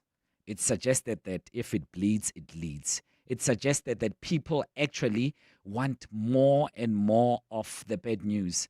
But I think there's an appetite out there that is starting to show face, or that has been there for a while, where people are saying, we hear you, but we're tired of some bad news. We want good news as well. And I know a number of individuals, especially on radio, would like to argue that on my way to work, yes, I want to know what's happening, but I want to laugh as well. I want to feel good about my country as well. Do you think generally in South African media, do we have more bad news than good news, or the other way around? Let us know on 072 702 1702, or simply call us on 011 883 0702. But most importantly, what do you prefer? More good news, more bad news, more bad news, more good news? Let us know. My guests, Stuart Pennington and Paul Hammond. Paul, let's kick off perhaps with you. Again, my interest is in the story as far as you're concerned. Is it more difficult to pen a good news story than what we may call generally a bad news story? Because more or less, a negative story writes itself. You have negative quotations from people, the actors in the story, and the narrative is almost readily available because the template almost writes itself. Is it more difficult to put together a good news factual story than the opposite end of that? Thanks, Tabu, and hello again to your listeners. I wouldn't necessarily say it's more difficult, but it can be slightly different. Traditional news stories carry a certain structure. They've got the most important facts at the top, and then you go down to the bottom, and it's sort of value-added things. With good news, you in many cases you've got people who aren't necessarily newsmakers, perhaps doing things that no one's heard about, and you've got to sort of make this relevant and interesting to a national audience. So I would say that what we try to do is that we just try to focus on the aspects of the story, who are the characters, what is the plot, and then actually tell the story. So in that case, our good news stories try to take a different angle, is that they're more narrative based.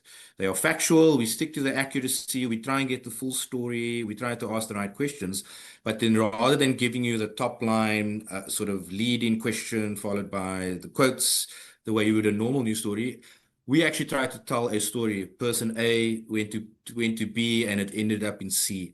And when you do it that way, then people generally tend to be interested in that sort of structure in how we cover it. And then it just comes down to the strength of the story. Like, as I mentioned this morning, our story this morning, long lost siblings, he's from Taiwan, she's from PE. They've connected after 30 years. Thanks to AI and Facebook. That's a great story. I would read that. And we've written it like a narrative rather than a up and down news article. So that would be the difference.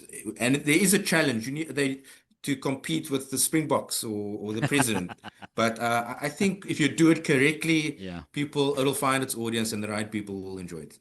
Are newsrooms warming up to good news stories because they've always been seen as an inferior cousin of current affairs?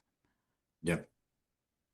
That's just a real, as someone who's been in traditional media for the past 12 years, that really is, I guess, my battleground. I'm very confident I don't have to convince the readers that these stories are worth reading. We've seen it that they like it. We don't have to convince the market either. There are tons of sponsorship opportunities. People generally want to get involved in sort of supporting good news. The real battleground is in a newsroom that has operated a certain way for many years. And I think the more success you have, the more people see that there's a place for these stories in our newsroom. And I think I've seen it in some of the other editors across other sections will do it, especially these success stories, as I call them. Stuart calls them essay heroes. They're probably the same type of story. People genuinely like to do it, and the journalists genuinely like to cover it. My only hope is that we just find the place for them in our stream along with all the other journalism that we do. And Stuart, let me come to you. Good news, PR, and where do we draw the line? Because some people may construe the two to be the exact same thing. Well, I'm busy reading Adrian Gore's book, which is called The Four Principles. Yeah. And he described as the first principle the importance of what he calls disciplined optimism. So I think, we're hardwired, as I've said, to focus on the negative and to focus on the positive. And newsrooms should be doing this, is a discipline. Now listen to the news broadcast that you just posted now at 10:30. We hear about the Madlanga Commission, and we hear a few other bad stories about South Africa, and now we've run out. Oh, so what our readers are really going to want to know about is a rare virus that Australian seagulls have got. That really is important in terms of the national news, that everybody's going to be fascinated by that story. I mean, give me a break. Who compiles the news at 7:02? Who feels that it's important that our nation learns about a virus in Australian seagulls? It's bizarre. And it's because, quite frankly, there's no discipline in terms of balance. There's no discipline in terms of what important facts are, both negative and positive. Yeah. And there's no discipline in terms of context. And what we need, and Adrian Gore's point is so well made in this regard, is we need disciplined optimism, not naive optimism, not sunshine optimism, but disciplined optimism. And it should reflect in our news broadcasts. I mean, I honestly think it couldn't have been more opportune than in this radio talk show to have the headlines telling us about Australian seagulls have got a virus. This is bizarre. Or the intention is to get me fired for not defending my colleagues, right, at EWN. It's either that, because whatever I say, I would be on the wrong side of it. But I absorb your example because it's very important. But let's touch a little bit on sunshine journalism now that you've brought it up, Stuart, because in a number of countries, this becomes the core of the argument when newsroom is on the agenda. Sunshine journalism is not necessarily PR, is it? And I want you to tell me, how do you really nitpick between sunshine journalism and good news stories? Because I would like to believe that there is some sort of distinction between the two. Well, as I said earlier, our press code requires accuracy, requires balance, and requires context. And I think if you're delivering on those three issues, you will be, if you are disciplined in terms of optimism, you will be providing a balanced set of news articles, focusing both on stuff that's positive and focusing on stuff that's negative. I think sunshine journalism is naive journalism, where people are ignoring a lot of the news in favor of sort of optimism and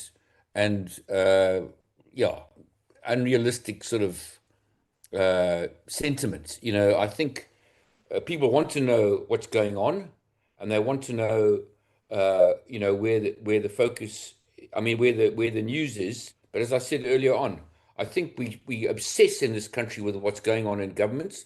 We don't talk about what's going on in the private sector or in civil society or in our institutions.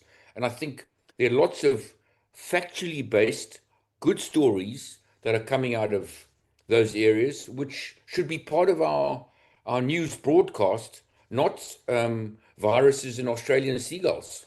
Yeah, and I mean, if I get you correctly, before we quickly go to the break, sunshine journalism would be sweeping stuff under the carpet and only spinning for a certain objective. It could be for a government department or a company or any other entity to look good. But whilst good news is not necessarily sweeping stuff under the carpet, it's actually an addition to things that may be dirty, but it gives the other, it's not even the other side, it's additional to everything else that is going on. It's not omitting the bad in order to push forward the good. Yeah, I mean, the one example that Adrian gives in his book, which I quite like, is if you listen to the reporting on plane crashes, every single plane crash globally is reported in great detail, but the number of emergency landings that are successful is never reported, and there are many, many more emergency landings under very difficult circumstances than there are crash landings. But in the psyche of the nation, of people, negative media, we're hardwired to listen to the negative. But, I think the media does play a critical role in the functioning of society. And I think discipline in that regard around accuracy, around balance, and around context is something that quite often we miss. Yeah. 13 minutes to 11 o'clock. You're on 702. I'll take your calls on 011-883-0702. To walk the talk is to turn words into meaningful actions. And it's what we at 702 are committed to doing every day. We are also committed to following the rules set out by the Broadcasting Complaints Commission's Code of Conduct. To give you balanced programming, fair comments, and accurate news. But if we stumble along the way and you feel we are not living up to the code, let us know on comments@702.co.za. And if after that you're still not happy, you can direct your complaint in writing to the Broadcasting Complaints Commission.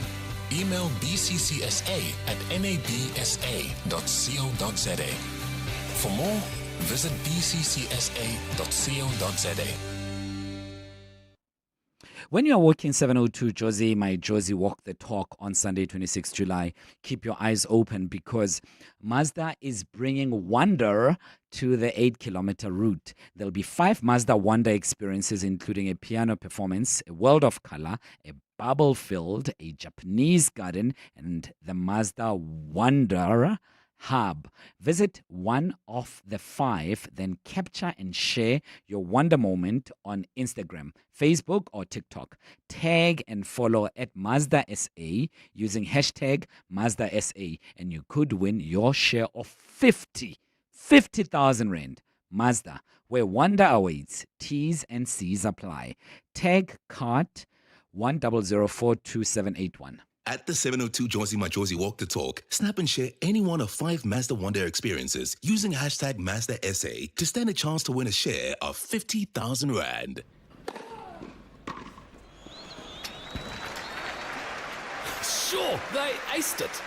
The Championships Wimbledon experience with the Mzansi Advantage is back at Amex Tennistown Monte Casino between 11 and 12 July 2026. Enjoy VIP hospitality, the ultimate big screen experience, a kids fun zone, and so much more. Buy your tickets now on Howler and get 50% off on limited tickets when you use your Amex card. Tennis is better with Amex. American Express Cards is operated under license in South Africa by Nedbank, a licensed financial services and registered credit provider. T's and C's apply. Let's walk the talk. 702. 11 minutes to 11 o'clock on 702 Tabo in for Clement. We're together till 12. Stuart Pennington, founder of South Africa, The Good News. He's also an author. Paul Herman, Good News and Features Editor at News 24. These are my guests on Across the Desk as we host Good News Storytellers. I asked you to give us a call and tell us, what do you prefer, good or negative news, as some may phrase it, or a bit of both? What is your appetite or your views generally around this? Adrian, who needs no introduction, Aldrin, not Adrian, Aldrin Sempier is giving us a shout. Aldrin, I haven't spoken to you in a minute. I hope you're well. What's your thought? I'm well. Thank you so much, Tabo. Good morning to your guests there as well. I love this conversation. And obviously because of my background having been in broadcasting as well. I just quickly want to go back to, I remember when I joined SAFM and doing the drive time show there. And you were stepping into an audience that was really conservative. There was a way of thinking about what news is and what is expected on a slot like SAFM drive time show, right? And my attitude has always been that I don't necessarily think from a talk radio perspective that talk radio is a current affairs platform. No, it is a platform that reflects what society is going through. And what society is going through is not only negative. We have moments of joy, moments of euphoria. And those things need to find expression in our media and on our talk radio shows especially. And if we have to create features for that, then we do that. So on SFM, what we did, we came up with a feature every day, deliberately every day. And I'm sure, Tabo, the newsroom will tell you that it's difficult to find good news stories because people don't publish good news stories. But we took an effort to deliberately find good news stories. And the good news guys, they've been amazing with some of their content as well, because we've been taking some of their content as well. And also creating this ecosystem that says that this is a reflection of our country. Our country has amazing people and people who are giving back to society. So let them also be platformed. Not only when it leads, it's not true. And social media is showing us that it's not true. I'm glad you said that, Aldrin, because yesterday on this show I was standing in for Clement, and much later on when I got home, I received a call from one of the comms people at one of the state security entities, and they were saying the country is burning, and you're talking about the premier was speaking about Ben 10s, and you're making fun of it at times. Why is that? And we have to reflect what society is going through. And Ben 10s are a center part as well in some quarters of the narrative of a broader South Africa. The fact that we've coined it that as South Africa simply means that it's relevant to many South Africans. So I'm glad that you're saying that, Aldrin, that there is also what I'm picking up, and please correct me if I'm not right. What I'm picking up from you is that we have also to be deliberate about putting good news on the headlines. Yes, it must be deliberate effort. I think, well, I don't know if it was Paul or Stuart who made the point now, listening to the headlines, and saying that, but where's the good story, you know? Yeah. Shouldn't we be deliberate in saying that in this particular bulletins that we have, there was a point, I remember a couple of years ago, where bulletins used to end on a "and finally." Yes. A good story, because Yeah. the news is so heavy. You know? Yeah. And to the point about the Ben 10 Tabo, I would have taken the same decision as you did. I would have run with that story. Yeah. I would have opened up the line, let's have the discussion. Because at the center of what the Premier was arguing there as well is this thing of pillow talk. Can pillow talk really not influence your decision? Eldred, I thought you were calling to give us a good story in the department in which you are a spokesperson for. So we'll talk about that some other time. Gentlemen, Paul, let's come to you. Aldrin Sempia is really raising a point of being deliberate and somehow transforming what may be convention in various media houses. Thanks. I don't disagree with Aldrin at all. I mean, we are deliberate about all the other beats that we cover in news. If we want good news to be treated like the others, then we just need to treat it with the same principles. And I just want to go back to how could we do that, right? Stuart mentioned a great point earlier, but just about the disciplines involved in sourcing your good news stories.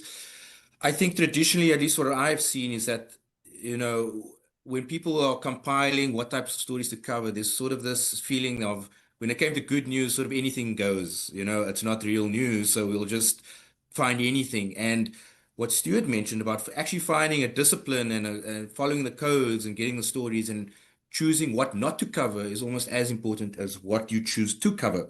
So if there's one last point I'd like to leave is that is to encourage media professionals is that anything doesn't go with good news, we should treat it exactly as you would your hard news beat, your politics beat, your sport beat. And when you find your good news stories, you treat it on the strength of its news values. When you do that, then you suddenly start seeing that a story can slot in at the end of your news bulletin and it can hold its own weight because you've applied the same standards to it. So that really is the takeaway for me. If there's anyone in the media business who feels like it, that's really what it comes down to. A discipline around trying to find the best story as possible to cover for your beat, just like we do for every other beat in the business. Very interesting. Stuart, as we say goodbye, your last word? Yeah, I just think that as a society, we're challenged by two critical issues. We're challenged by the issue of trust and we're challenged by the issue of hope. And I think media has a critical role to play in both of those areas. And they should be examining what they do from a news point of view. Is it enhancing trust amongst us South Africans? Is it enhancing hope for the future, or isn't it? And I think that's a key question. And my final challenge is, I challenge 702 to have a once a week broadcast where they invite people like Paul and myself to actually tell some of our stories and tell some of the good news, whether they feel good stories or factually based stories. But they are part of our narrative and they should be seen as such. You must then fight it off in a wrestling match with one of our contributors here on Midday Report, just as I keep quiet. Mandy Wiener on her show every Friday. It's got sports and good news too. So you might have to fight it out or flick a coin for that, Paul. But point is well made, Stuart. The point is well made indeed. We need more and more and more. We can't have enough of good news. Gentlemen, thank you for your time. Really appreciate it. Let's spread the good news out there in South Africa. Stuart Pennington, founder of South Africa, The Good News, and he's also an author. Paul Herman, Good News, and features editor at News 24.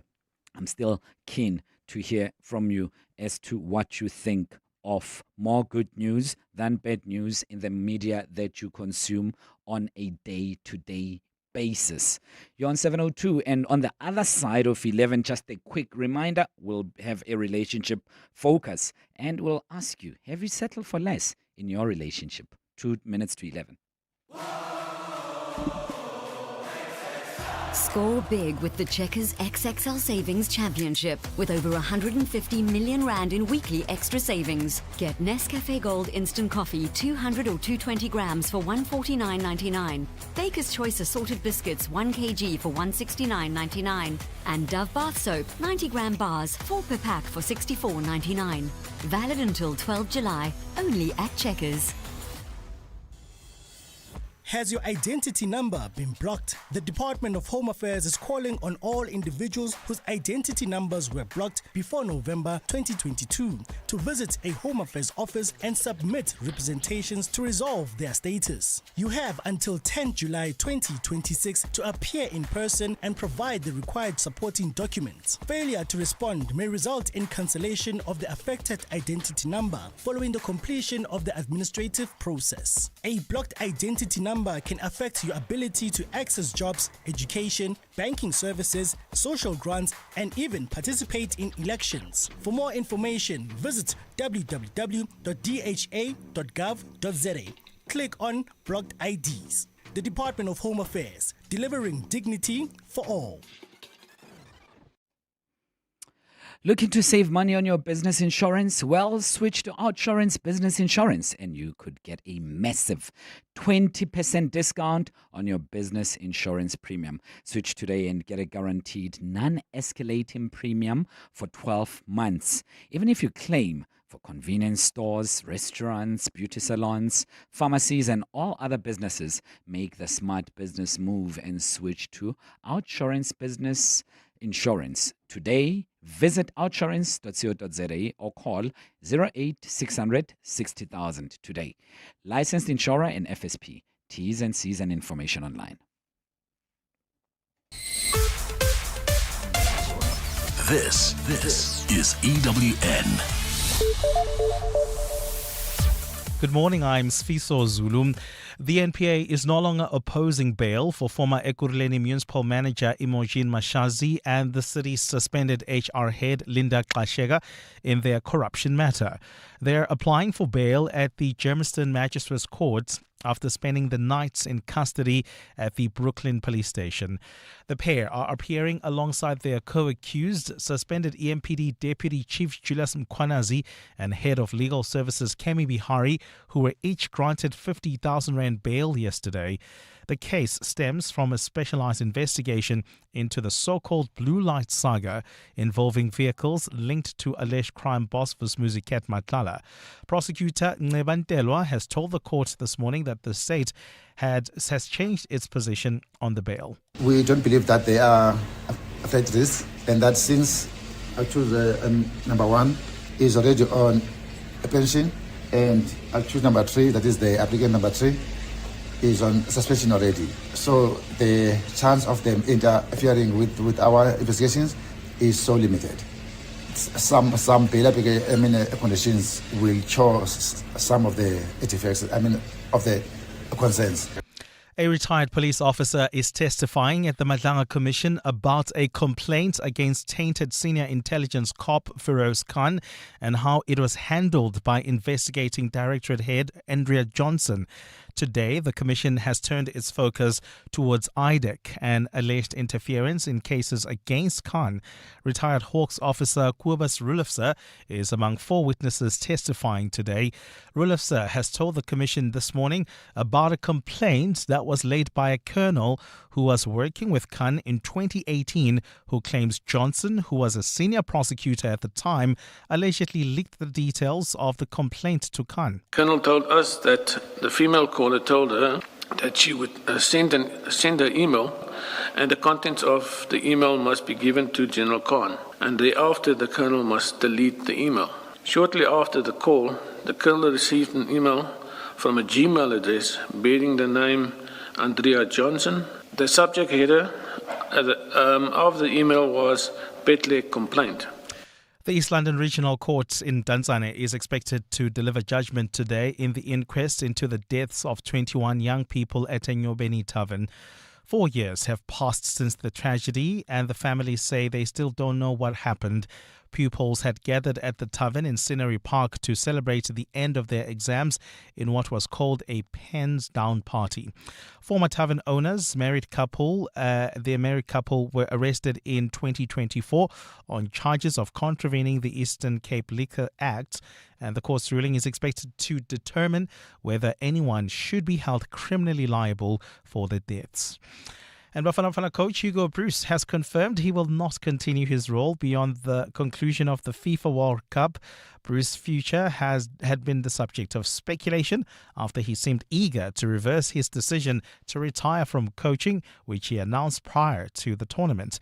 EWN Sports reporter Mawande Mateza has more. Bruce has been in charge of Bafana for the past 5 years and has largely been credited with turning the fortunes of a team that was often the punchline of jokes. He led the side to a first AFCON semi-final in more than 20 years in 2024 when Bafana won the bronze medal in the Ivory Coast. Along with re-energizing support for the national team, Bruce's crowning achievement in South Africa was helping Bafana qualify for the World Cup for the first time in 24 years and to a first ever knockout round appearance after finishing second in their group. Belgian publication Football News quoted Bruce saying his decision to retire was final, but that he would be open to working for SAFA in another capacity. The new coach will have to be appointed ahead of the AFCON 2027 qualifiers starting in September. Mawande Mateza, Eyewitness News. Gold is trading at $4,113.73 an ounce. The rand is at 16.30 to the dollar, 21.89 to the pound, 18.65 to the euro. Brent crude oil is at $76.60 a barrel. And in the traffic, we've got delays on the N3 North between Van Buren Road and the Kilulis interchange. There's also queuing traffic along the R24 West approaching the Kilulis interchange due to roadworks. A fine Friday in store for Gauteng. The temperatures will peak at highs between 20 and 22 degrees. The top story in EWN this hour. The NPA is no longer opposing bail for former Ekurhuleni municipal manager Imogen Mashazi and the city's suspended HR head Linda Xashega in their corruption case. EWN, in touch, in tune, and independent. For the latest, visit ewn.co.za or download the EWN app. Joburg is more than just a city. It's an energy that connects us all. That's what makes this one so special. In 702, Josie My Josie Walk the Talk, hosted by the City of Johannesburg. Enter now on primemediaplus.com. 702. Live On the Prime Media Plus app. DSTV channel 856 92.7 and 106 FM. Let's walk the talk.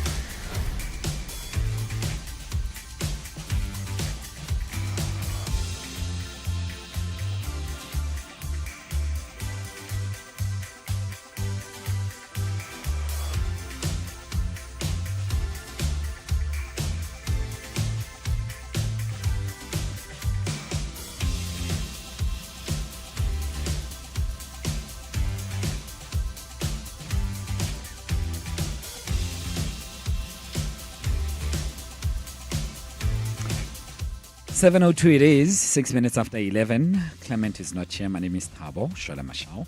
I'm happy to be in your company. We have less than an hour to go, so let's make the best of it.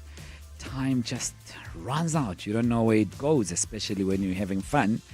Feel free to join us like you did in previous discussions. In this hour, we will be looking at relationships, and we have the relationship coach with us. We are looking at settling in relationships. Have you settled for less? Let us know. 7 minutes after 11 o'clock. Welcome. Let's walk the talk. 702. So most of us would like to believe we'd never settle for less than we deserve in love, right? Or in a relationship. Yet many people stay in relationships where they feel unseen, emotionally neglected, and at times repeatedly disappointed or taken for granted. And sometimes settling doesn't look dramatic. It doesn't feel like settling. It looks like constantly making excuses for a partner who never prioritizes you. And it looks like accepting affection only when it's convenient for that particular partner. And yeah, it looks like convincing yourself that at least I'm not alone. I've got someone. While inside, deep inside, you're quietly grieving the relationship you wish you had. You're wishing, I wish I had a more present partner. I wish I had this type of partner. And you're grieving that. And most of us have done it. Stayed in relationships where we were, how can I put it, half loved, and surrounded ourselves with people who only showed up when it was convenient for them, when they wanted something, when they needed something from us. Deep down, we knew we deserved more, but we stayed anyway. Out of desperation? Maybe. You'll tell us why you stayed. Because settling feels safer than walking away, or fear that maybe asking for more will leave us with nothing at all. But where's the line between healthy compromise and healthy sacrifice? When does patience become self-abandonment? And how do you know whether you're asking for too much or simply accepting far too little? And do you think you've settled for less than you deserve in a relationship? Please let us know. Or have you ever realized only in hindsight, once that relationship has dissipated, that you had settled for less than you deserved? What finally opened your eyes? I'd like you to share with us. Feel free to do so on 011-883-0702, 011-883-0702. Alternatively, send a voice note to 072-702-1702. She needs no introduction at all. My friend Lee Joy, relationship coach, and she's right in front of me. Lee, I haven't seen you in a minute. I hope you're good. I love spending time with you. You're looking good. You're looking good. Oh, am I? Yes. Thank you very sparkly. much. No, but I'm nothing compared to you. Looking amazing. You're good, Lee. Is everything okay? Yeah, so exciting. So many beautiful things happening. Yeah. Working on paddle retreats, wellness retreats. Okay. Which is a new thing in the market. So I'm very excited about For couples. that.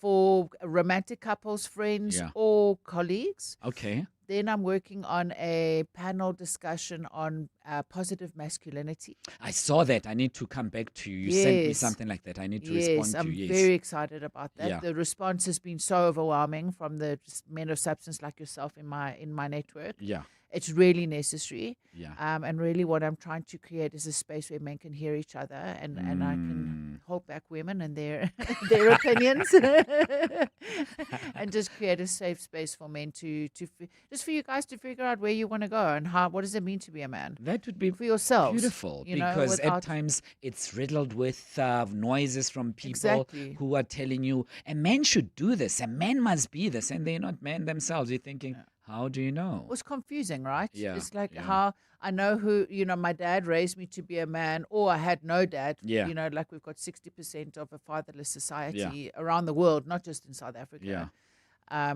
So that's the one thing that I'm busy with. And then, Yeah, but I digress. We'll come to that at the end of the show Yes. because I'm going to get into trouble with the producers and say, people are confused. Well, stick to the topic. But Lee, we often hear people say, don't settle. Don't settle. But what does settling actually mean in a healthy relationship? Is it simply being unhappy? I love this topic because I went and did some research yesterday online, but then also at paddle last night, I spoke to some friends and I asked them, what does settling mean? And the one was like, absolutely, I'm into settling, as long as it's not toxic or abusive. And the other one's like, no ways am I settling. So I had conversations with them around what does that look like. And where they didn't want to settle was obviously with relationships that were toxic and abusive. Then one shouldn't settle, and one, it's not safe for you to abandon. You were speaking earlier about self-abandonment, so it's not good to self-abandon. But I said to them, what if there's this other side of us that's reasonable settling, where I realize that I'm not going to necessarily date or marry the hottest, richest, smartest, funniest, most creative man in the room, right? Well, all us girls are not going to have that one guy, right? As much as what all those guys are not going to have that one girl, right? We're not polygamists. Shout out to Suyanati. You are killing it, girlfriend. So I think it's important to look at your relationship. Is it toxic and unredeemable? So have you been to therapy and it's not working and you guys are still just swirling in the mud going loops? Then get out, don't settle. Yeah. If it's abusive, don't settle, get out. But Thabo, I've had to, like in my own life, and I often talk to you about my own experience because I feel like I can't expect people to go where I haven't been myself. I don't necessarily like being very vulnerable on radio, but the feedback that I've gotten is that it really helps people. So and that's my way of tithing is by coming on radio and giving people insights, right? I've had to come to a place in myself where, to be honest with myself, around what is it that I want in a relationship, and if I'm expecting emotional vulnerability, safety within a relationship and all of those kinds of things, am I offering those things in the relationship? So I talk about settling and what I'm not getting from the other person, but what am I not bringing to the relationship? Where am I forcing the other person to settle as it is? So I think settling is not just about what you're getting from the other person, but what are you bringing to the relationship, number one. Number two, I think it's important to settle in the sense that to plant your feet where they are now.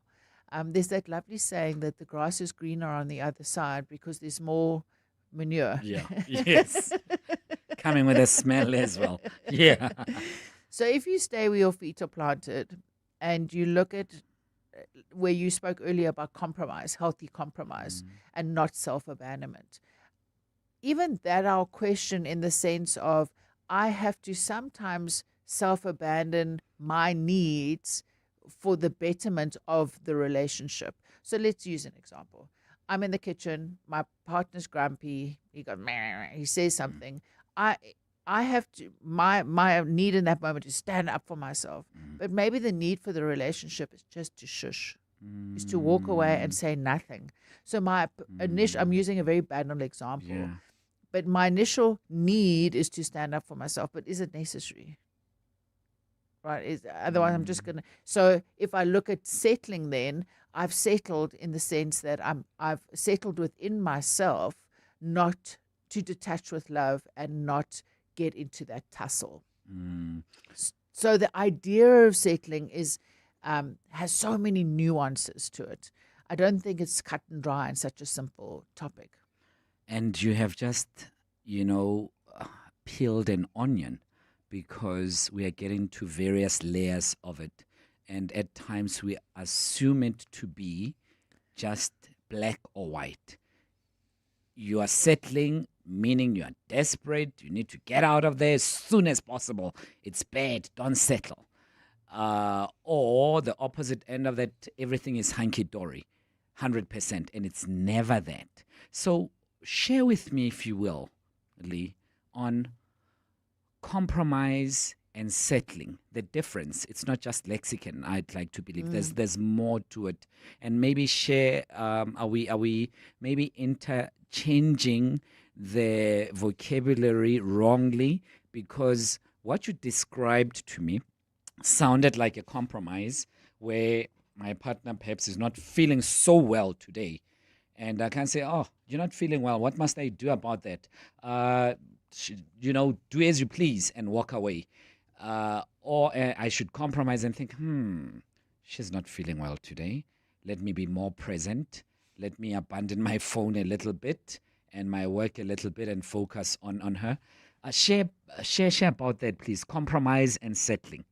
So I love that question. Excuse me. I love that question. I'll tell you why. For me, compromise is about looking at how I can bring the best to the relationship. Settling in a negative sense has got to do with how do I focus on myself.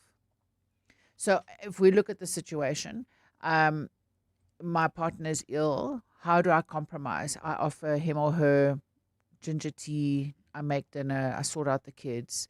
I ensure that they're able to sleep. My needs, sex, emotional engagement, having someone cook for me, I'm having to put aside. But in order to keep the relationship healthy, I'm looking at how I can take care of my partner when they're ill. Settling, as an example, would be self-focused, I feel, and would be it would almost be like I settle for the situation that my partner is ill and I'm not going to bring my best to the situation. I'm going to be self-focused. I'm going to be selfish and egotistical around it. I don't know if that's a good enough example. I get it. And we'll make it clearer as we move along. As I said, some people think perhaps when you settle, you are doing something wrong. And what are the chances of finding your ideal partner out of 8 billion people sparsely populated on Earth? Does that push us to settle? That I can't perhaps find the love of my life because she could be stuck in Chicago in the US, or she could be in Russia somewhere, and even if she saw me, we wouldn't be able to communicate. So let me settle for a Homotso, a Mari here in South Africa, because I can't get to my ideal partner elsewhere. So I think that's where a lot of people fall short in relationships, Thabo, is they look for the ideal person, as in the personality, the situation. Whereas what's really meaningful in a relationship is to look for somebody who's got a growth mindset. Because you're not necessarily going to get all the boxes ticked. And if you get most of the boxes ticked, there are going to be some the boxes that are ticked that you don't want, because there's no such thing as a perfect person. So if you're looking at when a person settles, they're settling on their ego's idea of what a relationship should be, as opposed to when we're committed and in a growth mindset relationship, we're both growing, we're both becoming, right, at different stages and at different times, and And then I think I can settle, right, within the relationship, because I feel like I found my person in the sense that they're willing to grow and to grow together with me. So in that way, like, so this is such a great topic because I feel like I've got to do mental gymnastics to really unpack it sufficiently. So if I may use my situation at the moment, is that am I perfect for my partner? I don't think so. And is he perfect for me? No, I don't think so. In the way that we show up in life in certain ways, right? But he has a growth mindset and we're willing to grow together and he's willing to understand. You know, he may get it wrong or I may get it wrong, but we want to understand and we want to grow together. And in that I've settled. I've settled in knowing that this is my person because that he's gotten to see all the different parts of me, the ugly, the beautiful, the not so great, and yet he still shows up and is willing to grow with me. So I think settling can be a very important thing because when you settle in a relationship, you're not like jumping out the back door the whole time, which is unhealthy for a relationship. So I think settling is important if it's a healthy relationship that you guys are growing. And I think settling is really important to be planted where your feet are and to then grow together. Is settling in the meantime? In the meantime, whilst waiting for an ideal partner, in the meantime, while I'm waiting for someone who can tick more boxes than you, because out of 10, currently you're ticking 3, but I don't want to be alone and look like a serial killer when other people have partners in their hands at a picnic. So I'm settling for those 3 boxes out of 10. But if I find someone with 5, I'll leave you and then settle for them as well. And then until I find the other one with 7 boxes. I don't think you're actually settling. If you're looking outside of your relationship, I don't think you're settling. That's the difference. That's how I'd like us to look at settling from a difference. Settling for me should be a positive thing. Like I've settled in my relationship in the sense that I want to work on this. I haven't got a back door looking for something else. If you're settling in a toxic relationship, you're settling for somebody's bad behavior. Yeah, it's a confusing subject. It is. Even for me. No, I'll tell you why. Because when the producers shared with me the topic in the morning, Sinazo was telling me about it, and I also had an ambiguous understanding of settling. And she made it very clear to me that we mean this type of settling where you didn't get necessarily what you think is ideal. And then you can settle for this because you didn't get that. And at times you feel like you are doing someone a favor. You're like, I'll date you. I'll settle for you up until something better comes along. And so what I wanted to ask about that, Lee, is that the mindset of settling, is it perhaps ignorance of what your contribution is, but a high level of entitlement as what you must get? Yeah, what I deserve. I think it's quite egotistical. Yeah. You know, there are going to be different times, and Tabo, you've been married a while, and I'm sure you would have experienced this. There have been times in the relationship where I'm sure you've gone like, and I know even in my 3 years, my short relationship, I've gone, I don't deserve this. This is like, I deserve more than this. Yeah, every day. I'm kidding. and there have been times that I didn't deserve it. But in other times, like my partner has gone through some tough stuff, and have I settled? Yes, because, I wasn't getting what I needed in that time. But I understood that he was going through some tough stuff for argument's sake. I'm just using an example. Yeah. But if you're talking about, I think that settling, if you're obviously not happy in your relationship and you're settling in the relationship and you're not bringing your best and you're not getting your best some of the time, why are you settling? Yeah. Why would you stay in something where you don't feel motivated to bring your best? Because for me, settling is also not just about what you get, but what you bring. It could be that people are afraid of being alone, like I said. Societal pressure that it's Valentine's Day, it's the 14th. Why are you having dinner by yourself at a restaurant in Sandton? And that fear, and you would know far better than me, Lee, that fear, it does exist where people feel some obligation to have a partner, an intimate partner at that. A girlfriend, boyfriend, I don't know, wife, husband. But there's pressure to have that. And I'm wondering to what extent can that be a motivating factor as opposed to wanting value from a relationship. You just want a partner for the sake of it. But we're going to be controversial. But what if you had to find out your partner was settling with you?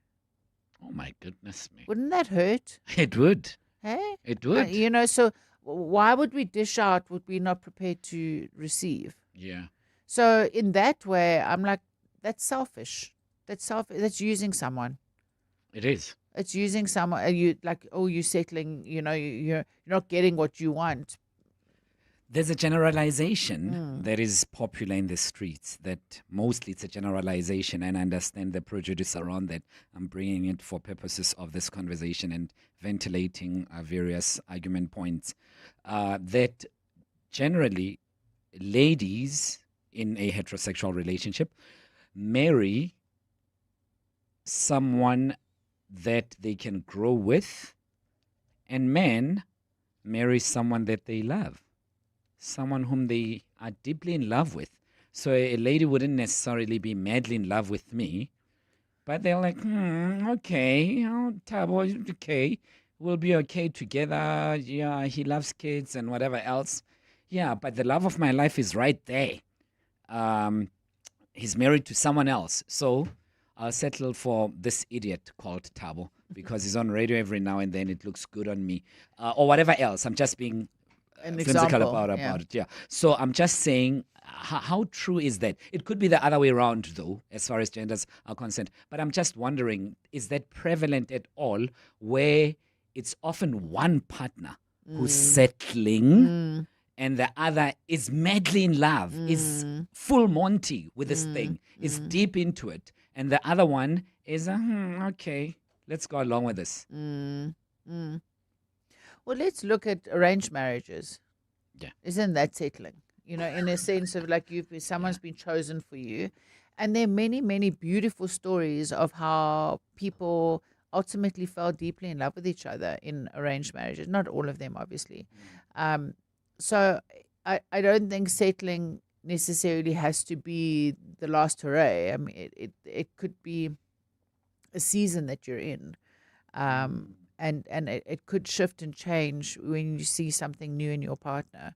So I have a lot of compassion for people who feel like they're settling, because I know I can just imagine what that feeling feels like. Yeah.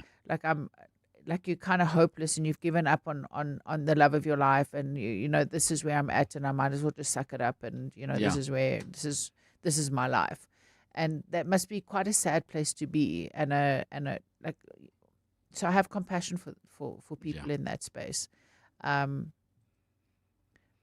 I work with people in that space where I've helped people either look at the relationship they're in and look at ways that they can bring more of themselves to it and then feel more fulfilled, or exit relationships that aren't really serving them, for either because they're toxic or they're abusive, or they have really settled and the person doesn't match them in any way.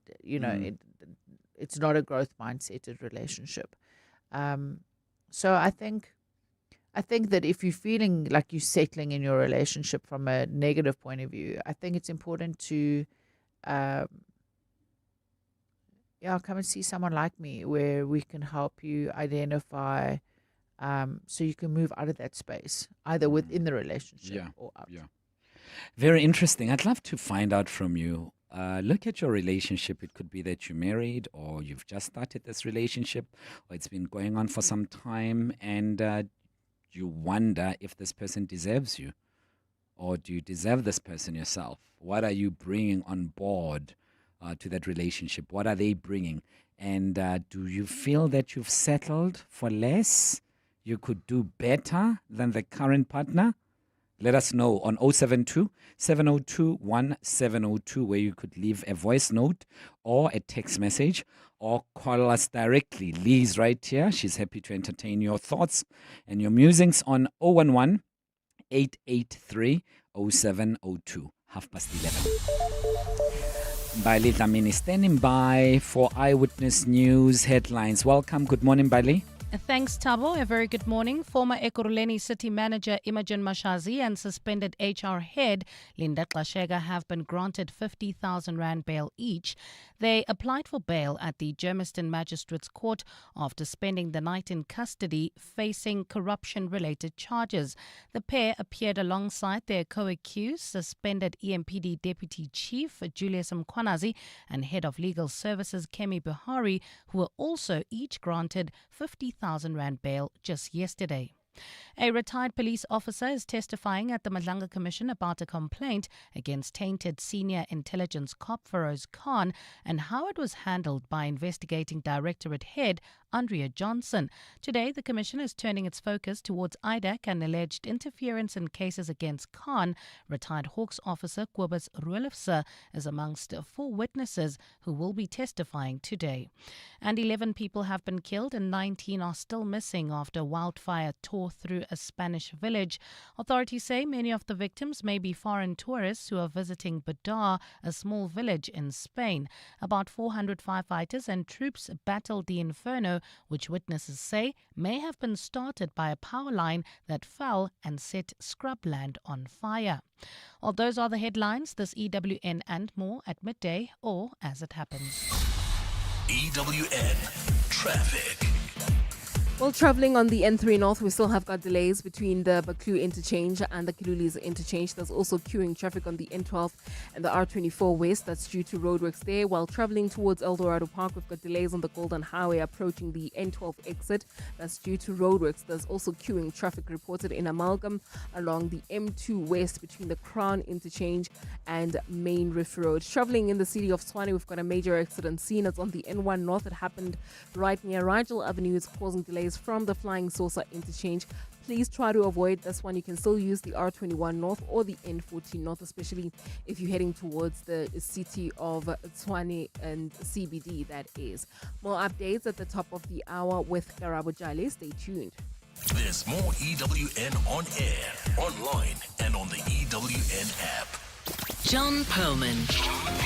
Weekday afternoons, 3 to 6. What we've seen, for example, with Julius Mkhwanazi is he's facing more than one charge. Do you anticipate this happening with at least some of these people as well? Because you're saying these are not the most serious things they could be charged with, but they're certainly significant. Are you expecting that one thing could lead to another? And if so, what? These people have been the focus of much testimony before the Madlanga Commission. So, it appears that Ekurhuleni was a site of extraction and a site of capture.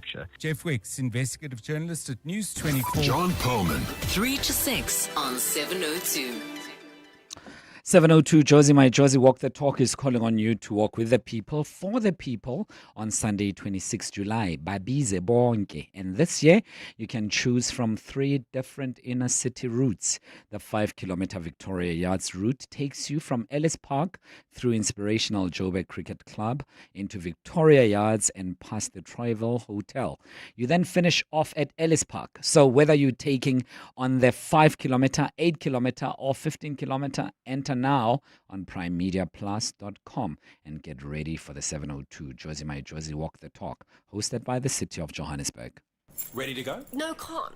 Your mother raised you. She can look after him for one day. But he's just your baby. He's 7. Just your baby. I've packed his favorite toy and blanket. Okay, just grab his Hills food. Always. We know that you only want the best for your small dog, which is why Hills has developed expert, science-backed nutrition to meet the unique needs of small dogs and help them live their best lives across their longer lifespans. Hills Pet Nutrition. Science does more. You're up before everyone else. You're building something real. Absa Business Banking, powered by Visa, gives you everything you need to get going. Open a business account in 10 minutes. Buy a point-of-sale device for $7.99 and get a credit card all in one place. We get it. Running a business is hard. Your banking shouldn't be. Search Business Starter Pack. Your story matters. Absa is an authorized FSP and registered credit provider. T's and C's apply. 702 Let's walk the talk on 92.7 and 106 FM. 25 minutes to 12 o'clock. Welcome back. Relationship Focus on a Friday. We're speaking about settling in a relationship. Lee Joy is my guest. She's relationship coach, and she's here to guide us through these very murky waters about settling in a relationship, a very complex question. And I've asked you, have you settled in your relationship? Do you feel like you've settled for less, you could have done better? Or at times things happen and you're thinking, I'm just settling for this until something better comes along? Or is it a positive settling when you're thinking, yeah, I'll make this work? And have you settled in the past? Someone was saying that we realize retrospectively whether we settled or not. Have you looked back and reflected on some of your relationships and thought, here I might have settled? 011-883-0702. Johan in Velte Vreden Park. Good morning. Good morning. How are you? I try. How are you, Johan? I'm absolutely perfect. I should have said I'm settled. Can I tell you my story quickly? Feel free. I dated a girl in 1983 and didn't get married to her because her parents interfered and broke up the relationship because apparently I was not the right person for her. And then life continued and I married somebody else, and we were then married for 29 years. We raised 3 children who are now all adults and living outside of South Africa. And she passed away in 2020 from liver cancer. And then by some stroke of luck, I think I found the person that I was supposed to marry in 1983. And her husband had passed away in 2018 also from cancer. And we got together after 37 years. We got married. I've been married to her now for 5 years, and I've known her for 43. And I'm happier now than I've ever been. And I also settled for somebody with somebody for 29 years. But I didn't know that I settled for somebody because I was in it for the long run, and then she passed away. And then now that I found the original person that I dated in 1983, now I know that that was the one I was supposed to marry in 1983, but we were prevented. The mother chased me away. I'm gobsmacked. Your life is crazier than mine. Goodness me. Johan. So I thought I was settled for 29 years, but now I'm settled for life. I love this story. Walking away in the sunset, beautifully holding hands, and you've both settled, I assume, Johan. How has it been going? Well, it's absolutely fantastic. I mean, it's like we were meant for each other. Yeah. And then eventually we found each other after 39 years or 37 years. We found each other, and life's never been more beautiful. Lee, something to say to Johan? Not that it wasn't beautiful with the person that I settled with for 29 years. Life with her was also beautiful. But you see, I didn't know I settled then because I was in it for life. I mean, I was prevented to marry the first one, so I went for somebody else. I married somebody else, and I thought, well, this is my life now. A bad comparison. So I was committed to the relationship. Sure. We raised 3 children successfully, and when we got to 29 years of married life, just liver cancer took her from me. She died. I mean, she passed away. And then 6 months after that, I don't know how it happened, but this person that I dated in 1983, she phoned me, and she said, I just had this feeling I must find you. What is happening in your life? I said, well, I'm a widower now. My wife's passed away. And she said, well, my husband passed away in 2018. from prostate cancer, and we got together in the middle of COVID, started dating, talked to each other, and a year later we got married, and now we've been married for 5 years, and it's Johan, let me absolutely ask you a fantastic. question quickly. Yeah, I know it's yeah. it's bad to compare, but between the two, the one that you are with Yes. right now after whatever happened in 1983, and the one that you were with from 1983 for 29 years, which one was better as far as quantity is concerned? Were you 98% happier with the one who passed away, or are you happier 98% with the one who's here right now? Subjectivity notwithstanding, of course. Yeah, that is a comparison you can't make, because the one that I settled with, I never thought I was settling. I mean, for a period, I never in my wildest dreams did I ever think I was going to meet the person from 1983. I mean, that was not in my life. It was not a reality in my life. So I was perfectly happy with the person that I married for 29 years. We were so happy, and life was great, and we raised 3 children. But then she passed away, and all of a sudden, I was alone. Alone is the I mean, if you misbehave, they put you in prison, and if you misbehave in prison, they put you in solitary confinement. Solitary confinement is a punishment. So being alone after 29 years with somebody was a punishment for me. I didn't do very well with being alone. And then out of the blue, my phone rang, and this person spoke to me, and she said, "I don't know if you remember me, but we dated in 1983." And I said, "Oh my word! Well, how did you find me?" Listen, let's hear what Lee has to say before I say goodbye to Johan. Lee? Johan, I'm so happy for you. Yay! I love stories like this. And I beg your pardon? So do I. Yeah, I'm so happy for you. I love stories like that. I'm living one. And you've identified and explained settling in 2 different ways, very eloquently. So thank you so much, and thank you for not comparing your relationships, your marriages. I think So I just wish you both beautiful time together, and thank you for phoning in. Thank you. Cheers, Johan. Thank you so much. Really appreciate it. How often does that happen in life? 0.1%. Well, for me, like, then people question God, right? Is there a God? And for me, that's like one of the reasons, one of the ways that God shows up so powerfully. Yeah. Out of 8 billion people, she was able to track down Johan, you know? So I think that's so beautiful. And in 1983, there wasn't Facebook. No, not at all. I don't remember any of the Facebook other at social the time. media things that you can do searches. Yeah. So, that's beautiful. Lee, to what extent do our standards walking into relationship inform us whether we are settling or not? Such a great question. So I'm like, the jury is out for me around standards, because I think, just in my own life, I've had like unreasonable standards of people, expectations of people, and then I guess the question is big, like, what is the difference between expectations and standards? So I think that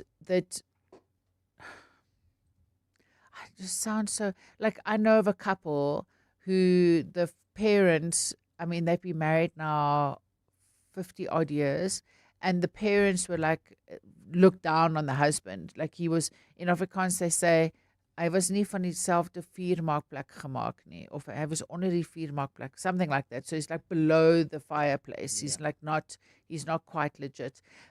But they've loved each other so beautifully for 50 years. And would the family have said she settled with this guy? Absolutely. But wow, what an amazing man he became. You know, he's like a remarkable human being. So if we look at her, like, were her standards, you know, up to scratch? They probably weren't the same standards that her parents had. But she stood true to her standards, you know, and what she wanted. And because she saw and experienced him in a different way than what her parents did. So, And they've gone on to do amazing things together as a couple. I mean, they're now in their 70s. So are we living our own standards, or are we living other people's standards? Sure. You know, and I think then if we feel like we're living other people's standards, then we may feel like we're settling, which must be such a trapped feeling that I have a lot of compassion for people that do that. Sure. Let me throw this in. It comes from a comment on YouTube, and it says, it's Votendo.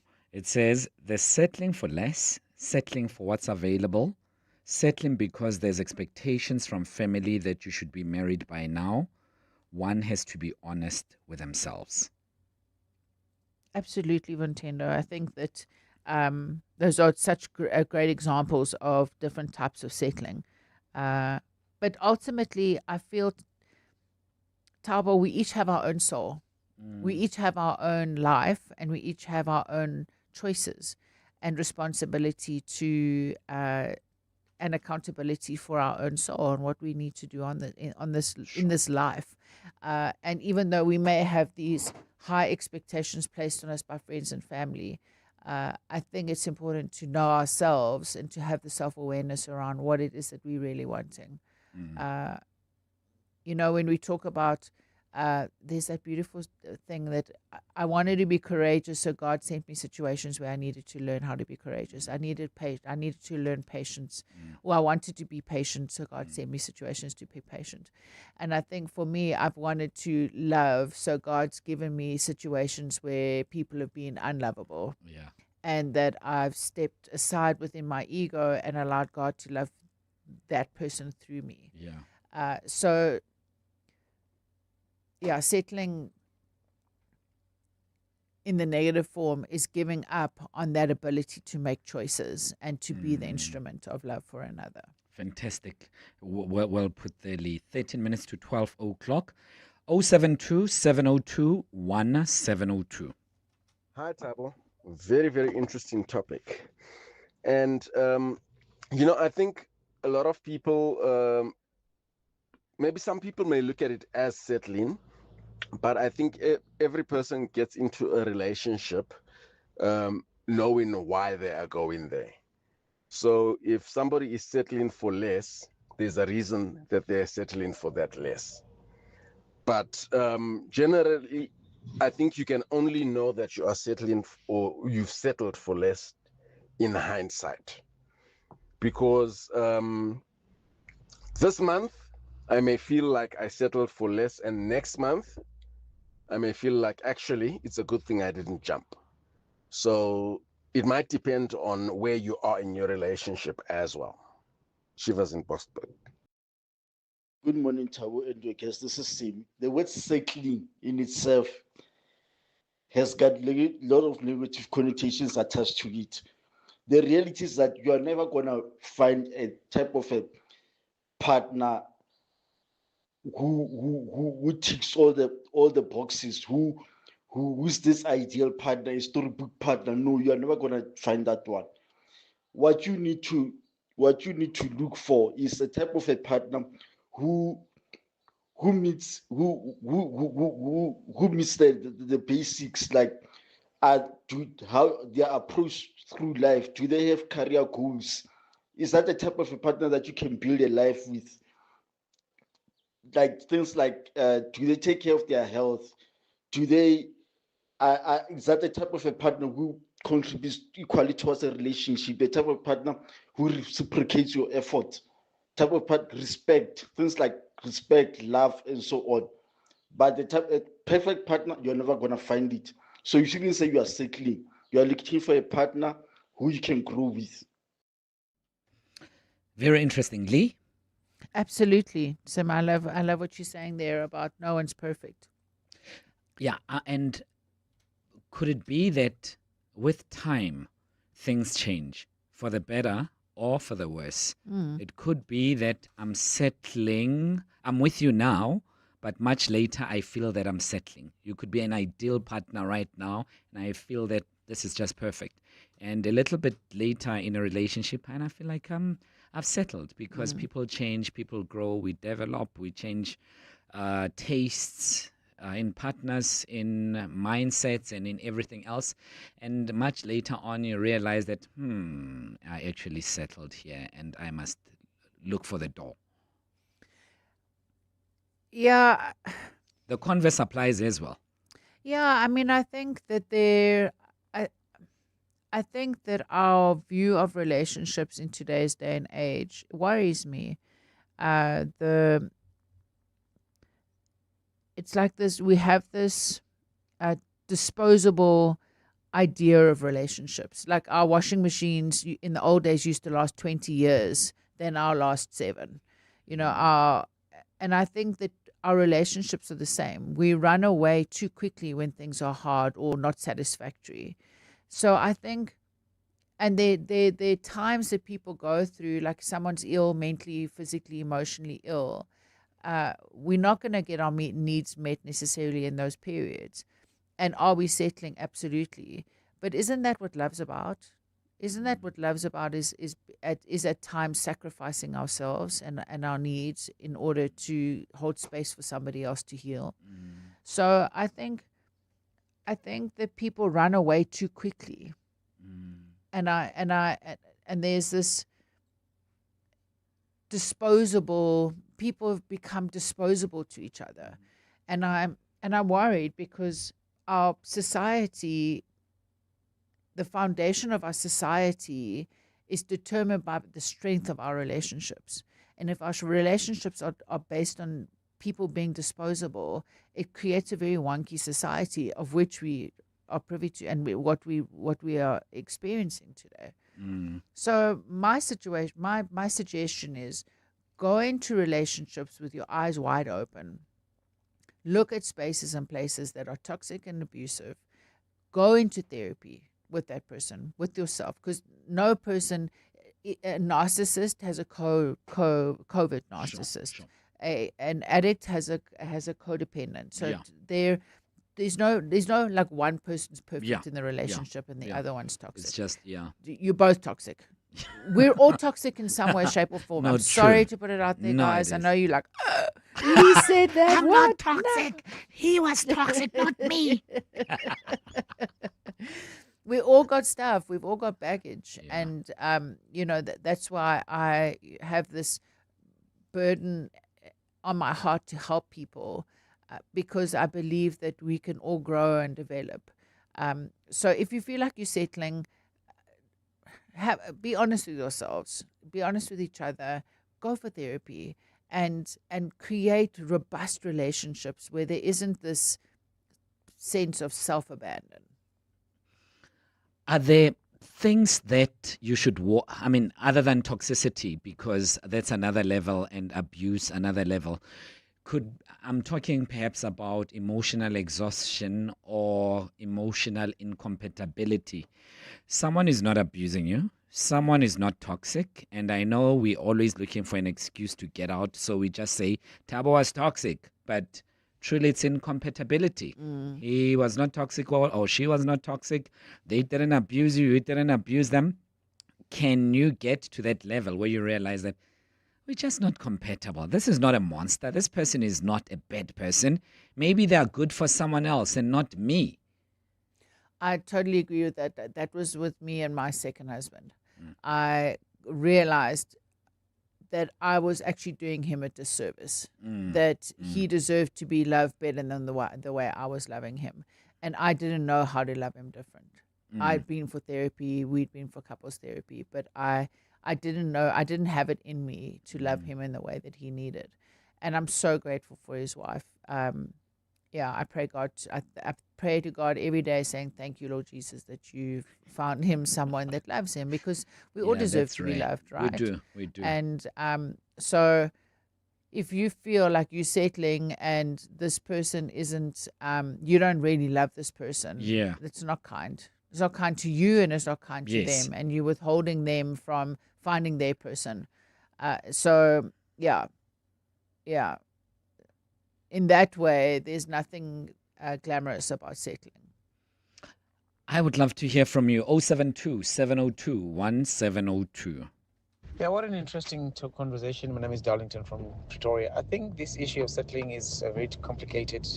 Maybe you can speak about settling when you are still single, not married, when you're dating and trying to find your life partner. But when you are married, even when standards drop, it's not just an up and go kind of situation. Even when you feel that you're being taken for granted or things are not as they should be, it's a bit complicated to just say, you're settling. There are some times of tolerating, there's some times of really just taking time to learn and, each other, because people change, especially after marriage. What we were when we're dating is no longer the same when we are married. So we keep trying to learn and adjust to each other's demands and desires. So it's a bit of a complicated one. Hi, I want to remain anonymous and also want to compliment Lee Joy for the excellent work that she did with me. And I can tell you, I was in a bad space. I had settled with someone who was, in absence of a good word, coming out of a marriage.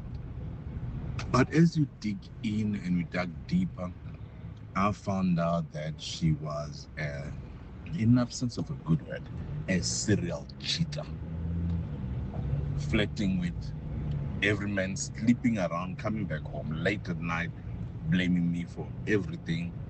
And I had a session with Lee, and I think it was on that night I confronted her and I asked her to leave my house with immediate effect because of the tools that Lee gave me. Lee, what's Anonymous's name? I'm joking. Never. Never. In closing, how do people reach you, Lee? My WhatsApp number is 079 525 8991. And you're welcome to go and have a look at my website. It's www.leightjoy.co.za. And you'll have a look. I've put some on the membership lounge. There's some memberships that I've put together that I'm really excited about. I loved chatting to you. Always a pearl of wisdom, Lee. I'm happy that you came through. Let's do it again sometime soon. Thank you. God bless you. Lee Joy, relationship coach, 3 minutes to 12. Clientele is here to safeguard you and your family with compassion because life happens. Be part of a family that truly cares. Our funeral dignity plans have helped South Africans bury their loved ones with dignity for more than 30 years. Let us help you create a meaningful tribute that honors your life and those of your loved ones. We pay out within 24 hours and you will get double accident cover with a Clientele funeral plan. Our plans are affordable. Pick the option that suits your needs. It's easy to apply. No medical examinations and no paperwork. SMS funeral to 31586. That's 31586. Clientele Life is an authorized FSP and licensed life insurer. T's and C's online. Standard rates apply. Make sure that your life-changing donation goes exactly where it's meant to. With Izinga Assist, you can give with complete confidence because every donation is secure, transparent and traceable. Funds are safely managed through a dedicated ShopRite Money Market account and you'll receive clear proof showing the impact of your contribution. Give with trust today at izassist.org. Izinga Assist. Doing good, done better. Proudly supported by Primedia Cares. Saddle up. Hollywood Bets invites you to join the race day festivities this champion season. The 2026 Grade 1 Hollywood Bets Gold Challenge kickstarts the action. Gallop towards your chance to win a share of 2.5 million rand in cash and prizes with the thrilling Season of Champions competition. Bet 50 rand or more on horse racing online or at your nearest branch and put yourself in the running for gold. Bet now. T's and C's apply. Hollywood Sportsbook is a licensed betting operator. No persons under the age of 18 years are permitted to gamble. Winners know when to stop. South African Responsible Gambling Foundation toll-free counseling line 0800 006 008 or WhatsApp help to 076 675 0710. Coming up on the Midday Report. Sitting in for Mandy Winner is Jane Dutton, and she'll be with you between 12 and 1. Good afternoon, Jane. What's coming up on the show? Nearly afternoon to you. A plethora of stuff as usual. I mean, Tshwane is in a bit of a turmoil. The council has suspended the city manager, moved against the CFO in a sitting that the DA calls rigged. But I mean, a lot of their councillors just didn't rock up yesterday. So what's going on there to vote? At the Madlanga Commission, we've been hearing allegations against the IDAC boss, Andrea Johnson, about leaking details, and a bit of an U-turn in the Ekurhuleni blue lights case. And we're talking about the bail and also what the implications of that are. Also talking about sport and the good things guy to end on a high. Of course, we can't miss the good things too. 12 o'clock. Thanks for having us. Thanks to the team and thanks to you. Have a lovely one. This is EWN.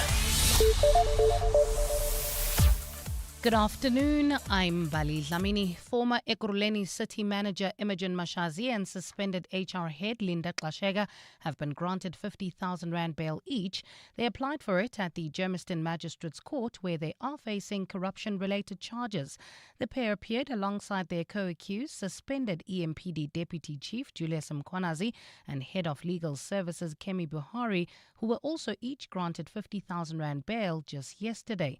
The case stems from an investigation into the so-called Blue Lights saga involving cars linked to alleged crime boss Vusumuzi Madlanga. Prosecutor Nceba Ntelwa explained to the court earlier this morning why the state changed its position on opposing bail. We don't believe that they are at risk, and that since accused number one is already on a pension, and accused number three, that is the applicant number three, is on suspension already. So the chance of them interfering with our investigations